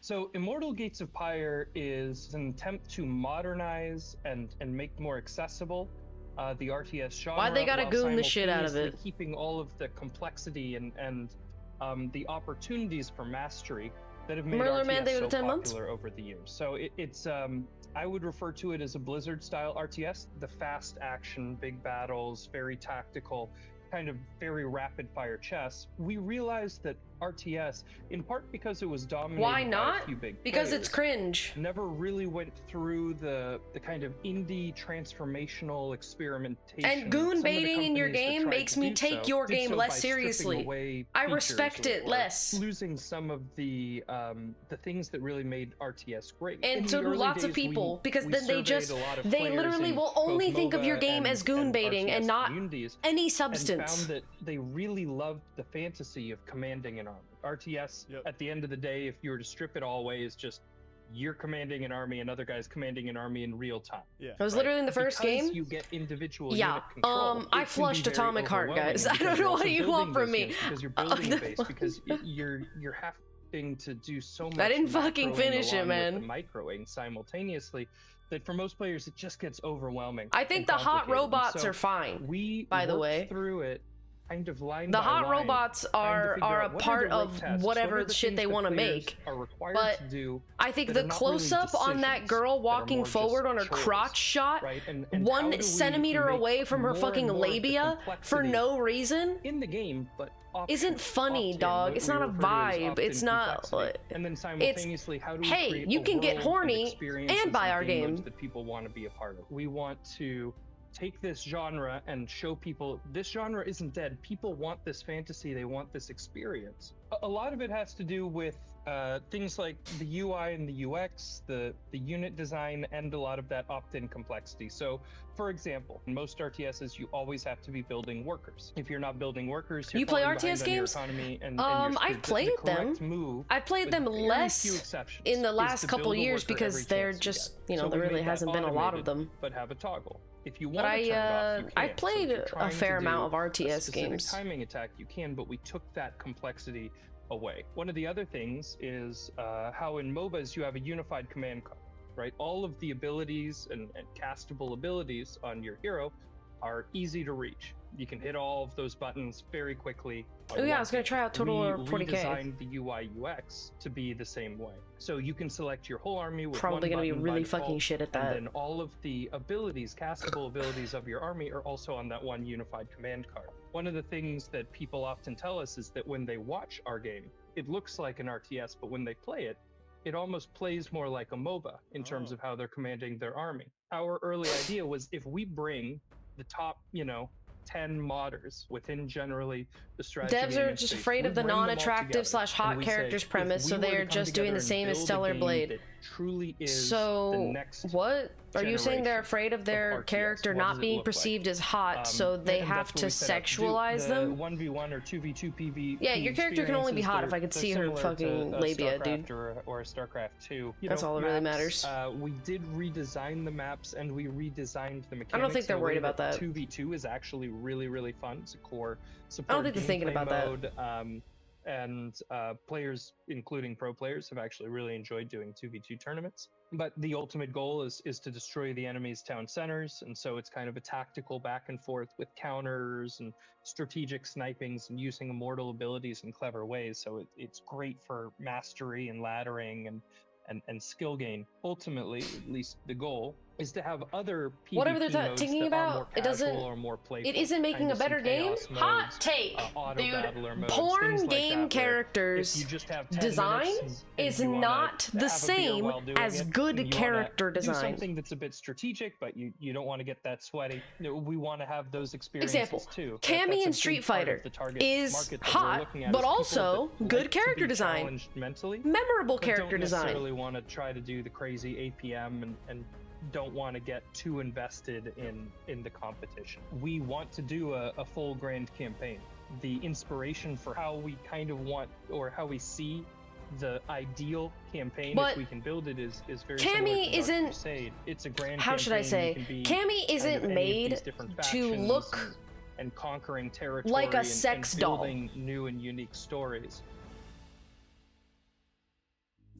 One of the better trailers that I think we all saw back But around I think- SGF last Not year. our new trailer that we're showing with Let's this. Of course, the example, twin comparison Stellar is Blade's new, character which very is cool to see made the to twins for the look first like a time sex in doll. This universe, And I if feel you like that is Atomic bad Heart, character but design. The trailer itself for the Cube, So nothing new. unique. The potential for that game is like unmatched. It is a They're crazy so concept. good at cinematics and also just like the concept. I know of people are not playing gonna a like game that.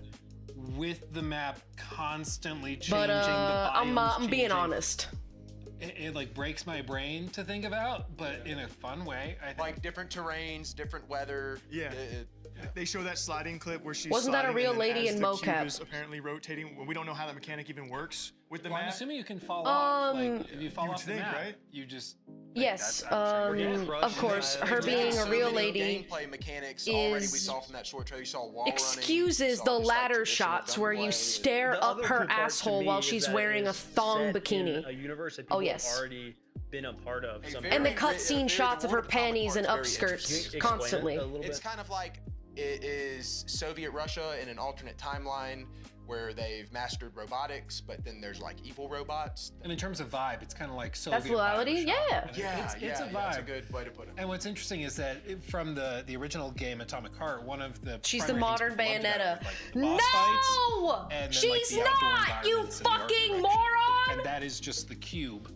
And then they're adding in this multiplayer component. Stop as well. rage baiting, And, you like, stupid it's like bitch. PvE elements with bosses that you'll fight against together. You as can't the cube actually believe rotates. that.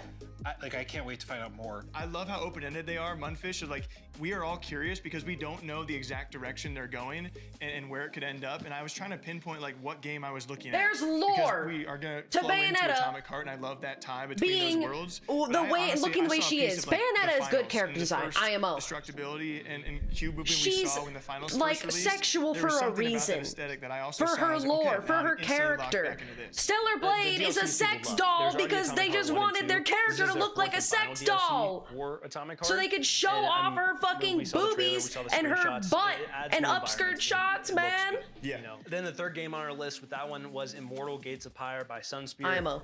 Jake, you had a great conversation with Ian. My boy Ian. It's a game that's been in development for a long time. We're going to probably talk about how it's a group of modders, and so they've hired a lot of Stellar modders. Blade is not the modern version of Bayonetta. That's crazy. Future. They've had hands on this That's for fucking almost 10 years, crazy. but they've been working hard on it for about 5, is what they would tell you. And they really want to try and combat, as we all know, like the RTS genre is really hard to get into because high barrier of entry. I agree. It's Tifa, just like you sex see these doll? games, you know RTS What? games, and you're like, I don't want to do that. I don't Why? want to work on micro, What? macro, and you know all those movements per second and whatnot. Like, where is And the they wanna try logic and combat thought the pillars that process have already there? established Tifa themselves is just in the hot. RTS genre. We know Age of Empires, but we also know StarCraft is the one that people kind of go to. And he was saying they've had these games in the genre that blew up so early on that it's been hard for companies like this to make a new RTS and survive and branch out and be somewhat unique to what we already have kind of attached to. I do like that they're kind of emphasizing accessibility because I think it is pretty intimidating for new players. That's why a lot of people don't want to, you know, are kind They of turned seem to off have a by good strategy. RTS. It's just so overwhelming to look at. It's awesome. I'm one of the people who haven't played RTS because, like, I don't want to go against Sweaty Joe, who's been playing this his entire life. I have no. He lives. Yeah, I don't have any clue how to do I it. live for micro, macro movements, This is bro. cool. And then you can have the sweaty experience if you want, or you can have the experience where you just sit at home Jake and said hi. have a beer. I did when he said that. I Natty was like, Light. "That's my guy." Exactly. She do got huge boobies though. But I do want to really support him, and you know, when it comes to cracking through whatever the And? current, you know, Stigma. the current stereotype in that genre is, they're trying to innovate, they're trying to do things What's differently. your point? And one last thing, they are very, very community focused. So. Like a lot of the devs we've spoken to, they love their community, they found their diehards, and it really has shaped the project. And so I hope we see it in the near future. Yo, God forbid a girl have huge bahonga wangas. Next up, Nah, we she's have a what I would fucking call like sex kind of a Western icon if section. she has We have huge some new boobs. footage from the game X Killer. That's going to be Paradark Studio. There's Far Far West from Evil Raptor and Erosion from Plot Twist.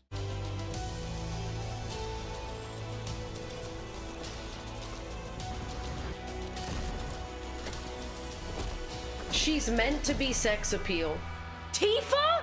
Welcome to the world of Execular. We are Kasia and Amadeus, the creators of the game. And this is gameplay. What? Execular is a What do you mean, first-person sex appeal? action-adventure game What do you- that what? encourages exploration, rewards curiosity. And never holds your hand. Bro, that's just. You play as Denzel Phoenix, an Execular, a corporate bounty hunter. Execulars hunt down fugitives and reclaim souls from those who try to escape the system. One of the game's main hubs is the Tower, a massive fortress city ruled by the Helion Corporation. This is where you accept contracts, upgrade your gear, and prepare for missions. Job well done, contract fulfilled. The game is Mr. structured in B. chapters, and almost everyone begins and ends in the tower. Outside the tower lies a harsh, I don't know scorched what desert. like this chat ate for breakfast this morning, but you guys are saying some absolutely moronic shit. I don't know what's going on. Extreme conditions, such as heat I need a and fucking radiation. detox. Inside the vehicle, you have access to your computer, storage, and a working radio. Can we get a recalibration?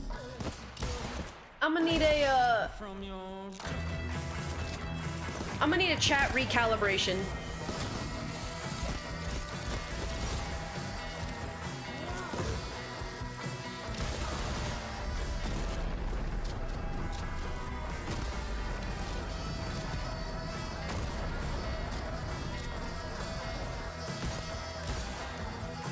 Good food.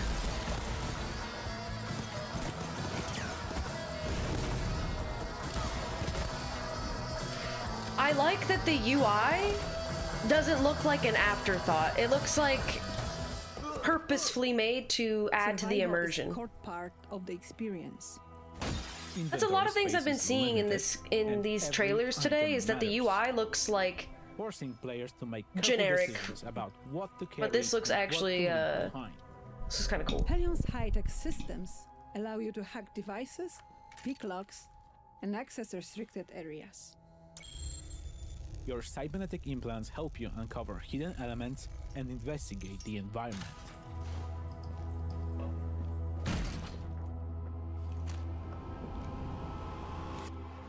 Missions and Dude, I level like the design way are that fully pinky just bent when he held that. Like, there's no single like way he to would complete spun it and then his pinky like Stealth. bent in a weird way. Dialogue and combat are all valid approaches and can be freely combined. In Exekiller, every decision matters. Good What's it gonna animation. be? Plata or muerte? Muerte! This game looks cool. Wishlist Exekiller on Steam. Exekiller. Hi everyone, Robert here Hi. from Fireshine Games. I am Hello. the senior product manager for Far Far West, developed by the incredible 6-person team at Evil Raptor. Far Far West is a 1 to 4 player co-op PvE first-person shooter where you play as robot cowboys in a weird western world. Work together to kill bosses, collect bounties, and cleanse the lands of the evil enemy invaders. Today, I'm going to talk you through a short, single-round session of Far Far West. Here, we're exploring the Far Far West hometown, an evolving space where you can upgrade your weapons, spells, and characters.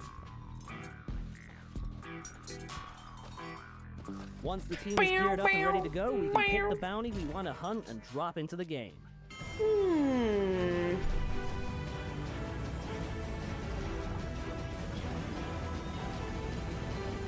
Can I move the flag? Is there a flag? To capture? Now that we have dropped into the map, it is time to head to our first objective. We can travel around the map much faster. Because if there's not, I don't know if this is gonna be a good game. You can summon with the press of a button.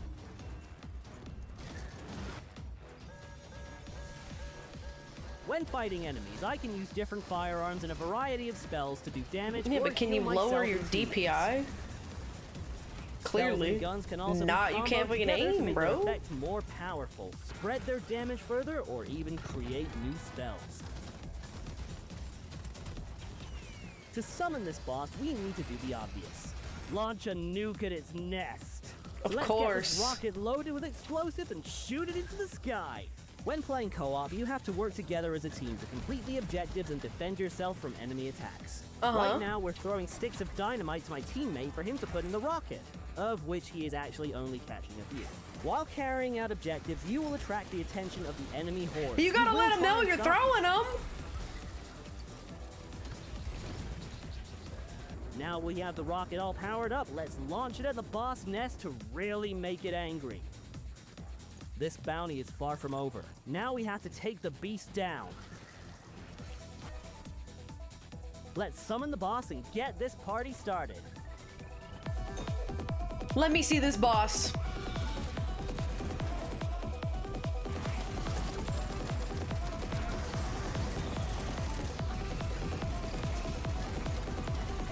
Is that acid rain? We won and the boss is dead, but we aren't safe yet. So let's get to the station to get the last train out of town. When the train is called, we have to stay alive for its arrival, which is easier said than done when the whole of the Far West wants you dead. We made it out alive. Well, some of us. Which means we get to keep the resources we found along the way. These will allow us to upgrade our characters even more and be You stronger left two for of the them next behind? bounty. This was just one simple game of Far Far West. Is this There High are Guard? multiple bosses, maps, objectives, weapons, spells, Yeah, they're riding upgrades, on and horses. cosmetics, all unlockable through play. You can play the playtest with your friends Cube, right the now. Gooner game? Yeah.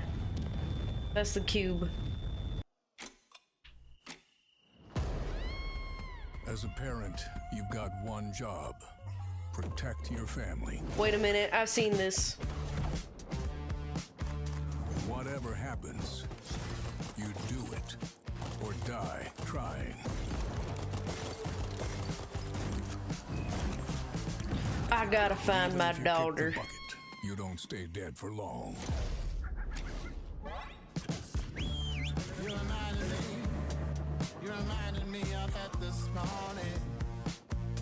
Every death costs a decade? Oh god.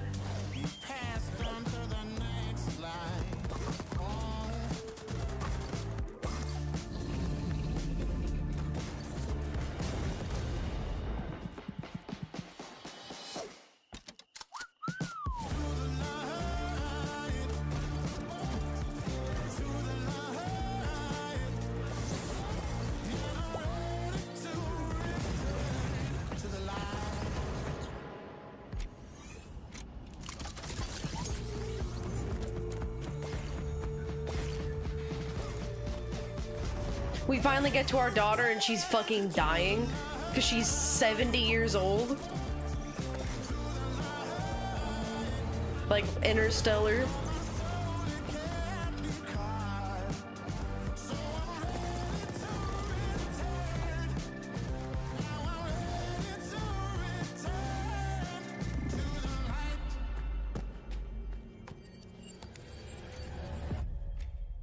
Murph.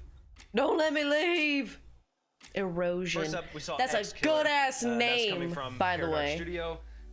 It's kind of, I mean, the vibes look great to me. It was reminding me a little bit, you disagreed, but like a cyberpunk in the wild. No, in the I West. just see it. I just see it. It were when the animation work was crazy good, like the world building. I think the way it's described is a post-apocalyptic Western-style FPS with a bounty hunter vibe. And so we even saw in the trailer they were picking up bounties. It kind of reminds me of Fallout as well. Yeah, a little bit, a little bit of Fallout in there. So I think it looks like a lot of fun. That could be a new kind of like staple. The in guy those kinda types looks like of Wubby. games to me at least. I see it. Yeah, it's a great combination. I mean, it looks fantastic. Like, it's The stunning. animation. It's coming from such a small Sci-fi Yeah. cowboy, I'm in. Yeah, done. Say less. Money. Then we had Far Far West coming from Evil Raptor, Western-themed action shooter project. You know, the way I've been describing it, to be honest They with you, talked is the Western. least Sea of amount Thieves, in the there's a lot game of that depth, like I was most there. interested in. It looks like I mean, that's not a bad comparison. Sea of Thieves was very fun. Bro, they What spent if like Sea of 30 Thieves minutes with talking about cowboys? Grounded. Well, it's that, but also with specific like bugs and hunts shit. and like bounties. We're going out and doing boss fights with each other. It seems very teamwork based too. Like you saw a clip there where they were fighting the boss on the ground and one of them was up top and your teammate threw the dynamite up, caught it, planted it. Looks really cool. Third on this list, another Western. This game is pretty mind-blowing. I think we're all on the same page for that. The art was style is Erosion. divine. I could see this one being like This is gonna be a big one. This yeah, is a big one. Well, like the most compelling aspect of it to me is the time passing affecting not just the world that you're exploring, but also like literally your daughter. She grows older every death that happens. I think it's a a decade goes yeah. past. So the worse you are at the game. If you die 20 times, like she's not gonna She be dead. there when you get there. You're What gonna about be games for talking to a introverted gravestone, but peeps? it's- Most of these it's are just a single player. Very captivating art style. You'll be It's good. also open world. Open world roguelike. Yes. We're gonna have people that are gonna want to go deathless runs of this. I hope that maybe there's a glimpse of hope of like if you have a deathless run or maybe a one That's death like run. the true ending or something. There's a That's- happy ending, but Yeah. I imagine that most other endings are not gonna be so happy, or Yeah. at least a bit sadder. Exciting stuff. Yeah, It looks exciting. really good. We're gonna see a lot from that game. For sure. Holy fuck, Next how up, we have a long very is this exciting show? section for people who like competitive games, shooter games. We have an awesome interview that Jake did with the executive producer of the Division franchise. We also have Alpha Response, a game coming from the original The creator Division of Counter-Strike, 2? Mint Lee, or Gooseman, What are we whatever you doing know in him The as, Division? Last Man Sitting from Pixel Pizza, and Sand Raiders of Sophie by Holygriff. Dog, it's been 3 hours! I mean, it's been 2 hours. There's another hour? If you imagine a real world location, the most important city in the United States, Washington, D.C., completely ravaged by a pandemic and struck by the strongest, All right, hold worst on. I have to blizzard pee. of all time. And you are going to have to survive and extract the most valuable resources. And of course, that leads us to survivors. So what are we doing? Like, we can't rest on our laurels, our 10-year-old laurels from survival. So we're reimagining it. We're bringing this snowstorm, this weather change to Washington, D.C. And that's something that you've never seen in Washington, D.C. We're going to transform the entire map. We're thinking about it in a very different way with innovations that haven't been seen yet. There's a focus on this to make it such a different feeling experience from the core Division 2 experience. I think we've got something super, super promising here. Survivors is developed with Magnus Jensen, who is the original Division 1 creative director. So this is a guy who lives and breathes the Division. He's so excited about jumping into this type of game mode again. And there is a hint in the title of something that we're going to be doing really differently from everybody else. We always develop with a player in mind, with player types in mind. And I think here we have to acknowledge that the Division 2 has a large player base of passionate gamers. And one of the things that we want to do is really lean into the sort of comfort game of the Division 2. People are happy to jump in, know their way around the controller, know their way around the map. They know how to play this game. So we're going to take that and subvert it a little bit and change the map and make sure that the weather has an impact on you, which it doesn't have in Division 2. So there are lots of little things that we're doing to surprise our core audience. Veteran players, they're going to be surprised. All of these locations that they know by heart, they're going to be transformed.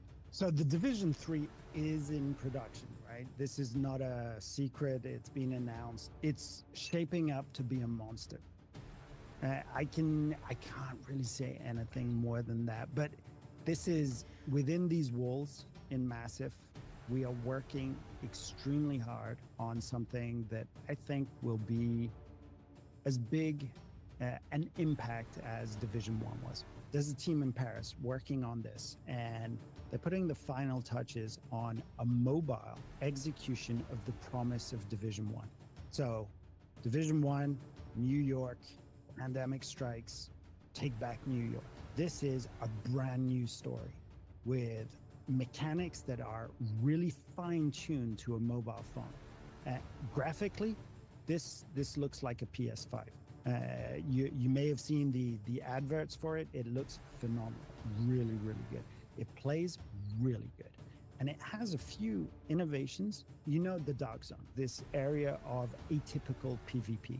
It was an area where, much like other games today, popular games today, you could walk around, you could hear gunshots, go over there, there'd be another agent. You'd approach cautiously, feel each other out, and decide whether to partner or to actually engage in PvP. The whole of the Resurgence map is friendly to other agents. So you'll hear gunshots on a corner. You won't need to be in the Dark Zone. It could be anywhere, and you can group with those people. So PvP is off by default, but being able to group up and to see other agents in the streets, that's never been done in a Division game before, let alone a mobile game.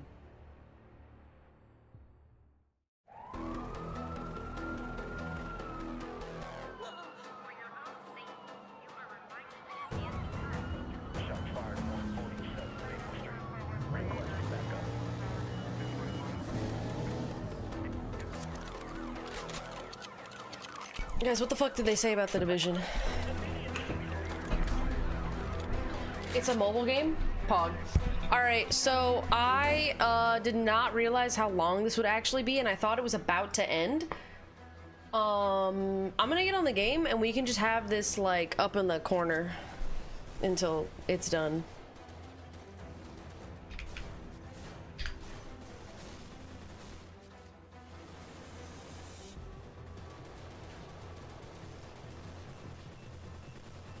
Let me do a little bit of this.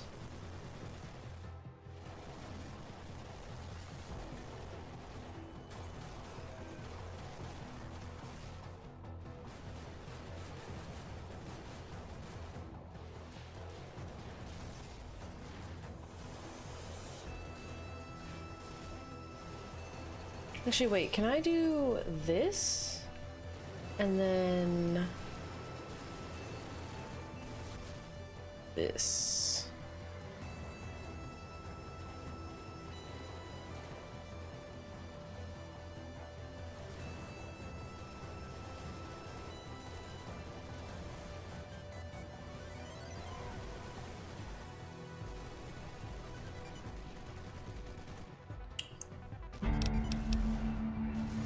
Wait.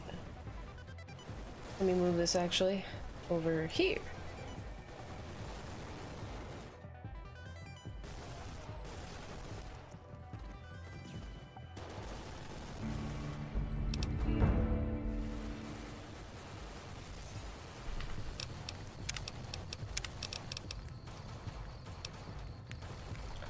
Alright, alright. We back.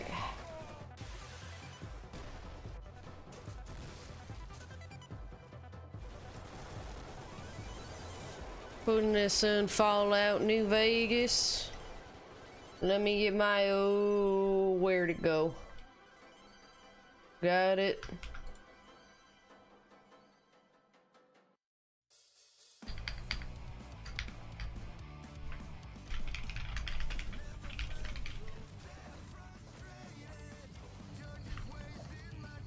All right. Can you guys hear it?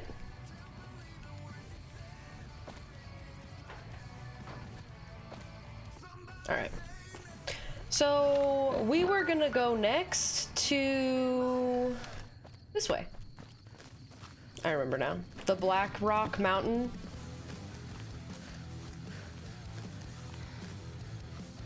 Avoiding the death claws. Hopefully. Oh god. Is a game where you blast through the environment mounted on. Let me do this really quick. So you're always on an office chair, and you also have a freaking gun. So movement-wise, it sort of feels a bit like you're skating, but it's also most definitely a shooter. And you guys also described the What game are these red lines? Battle Royale. So is it lean BR? Is it more shooter? Is it a mix of both? How's that go? So many years ago, during early like first Oh, of the game, it's just scorpions. and it sort of went viral and got like a lot of followings based on some short Contact! videos of the game. But we found that we wanted to get so we saw some limitations. Oh my god, there's so many fucking scorpions. Eventually the game became more like more of a four-player PvP shooter. Super Smash Bros. One of our favorite games at the office. There's like different maps. There's different modes also. All right, cinema camera, you got this. We also made a PvE mode, which is more like maybe best compared to some survival games. So I mean, more I'm like just a kind of like Giga narrative mode. story where you go up against your manager, and you like go up in the floors of an office building. You have to Where? survive for a certain amount of time. I'll chop them. More and more enemies coming that become more numerous and more ridiculous as time goes by. There's mini This bosses, way? there's main bosses, and you level up, you get power-ups, and this is where like you can get even more power-ups when playing the PvE game mode. So that's when it gets really ridiculous. Okay. Then you can We're unlock, in of Rad course, new Scorpion weapons, Valley. new characters, new abilities. You can upgrade your chair, so you can. That was one of my questions. So we looked a lot at this like early 2000s aesthetic. Which we thought was like really cool, especially like when we started designing the user interface. We felt like, you know, what if the whole user interface just felt like Windows Millennium Neil's Edition, Shack. Windows XP, and you have you know that. Actually, they're bark scorpions. You have the font that we This is all, a dangerous remember. place, human, So especially for eventually your the game kind. sort of I became more suggest of you this, turn like, back. There's nothing good 2000s waiting for you further on. nostalgia type game. We also have a lot of Hi, Neil. like Counter-Strike players at the office. So that's definitely something that I think has had its imprint on the game as well. Imagine it's 2002 and you're listening to punk music and you're playing on your Windows XP computer. That's sort of the feeling that Dude, we want the game to have. Hold on. Hold on. I I don't actually feel like listening to this anymore. I feel like I'm barely listening anyway, and I don't even understand what they're talking about. Like, can you guys just tell me if Fable pops up?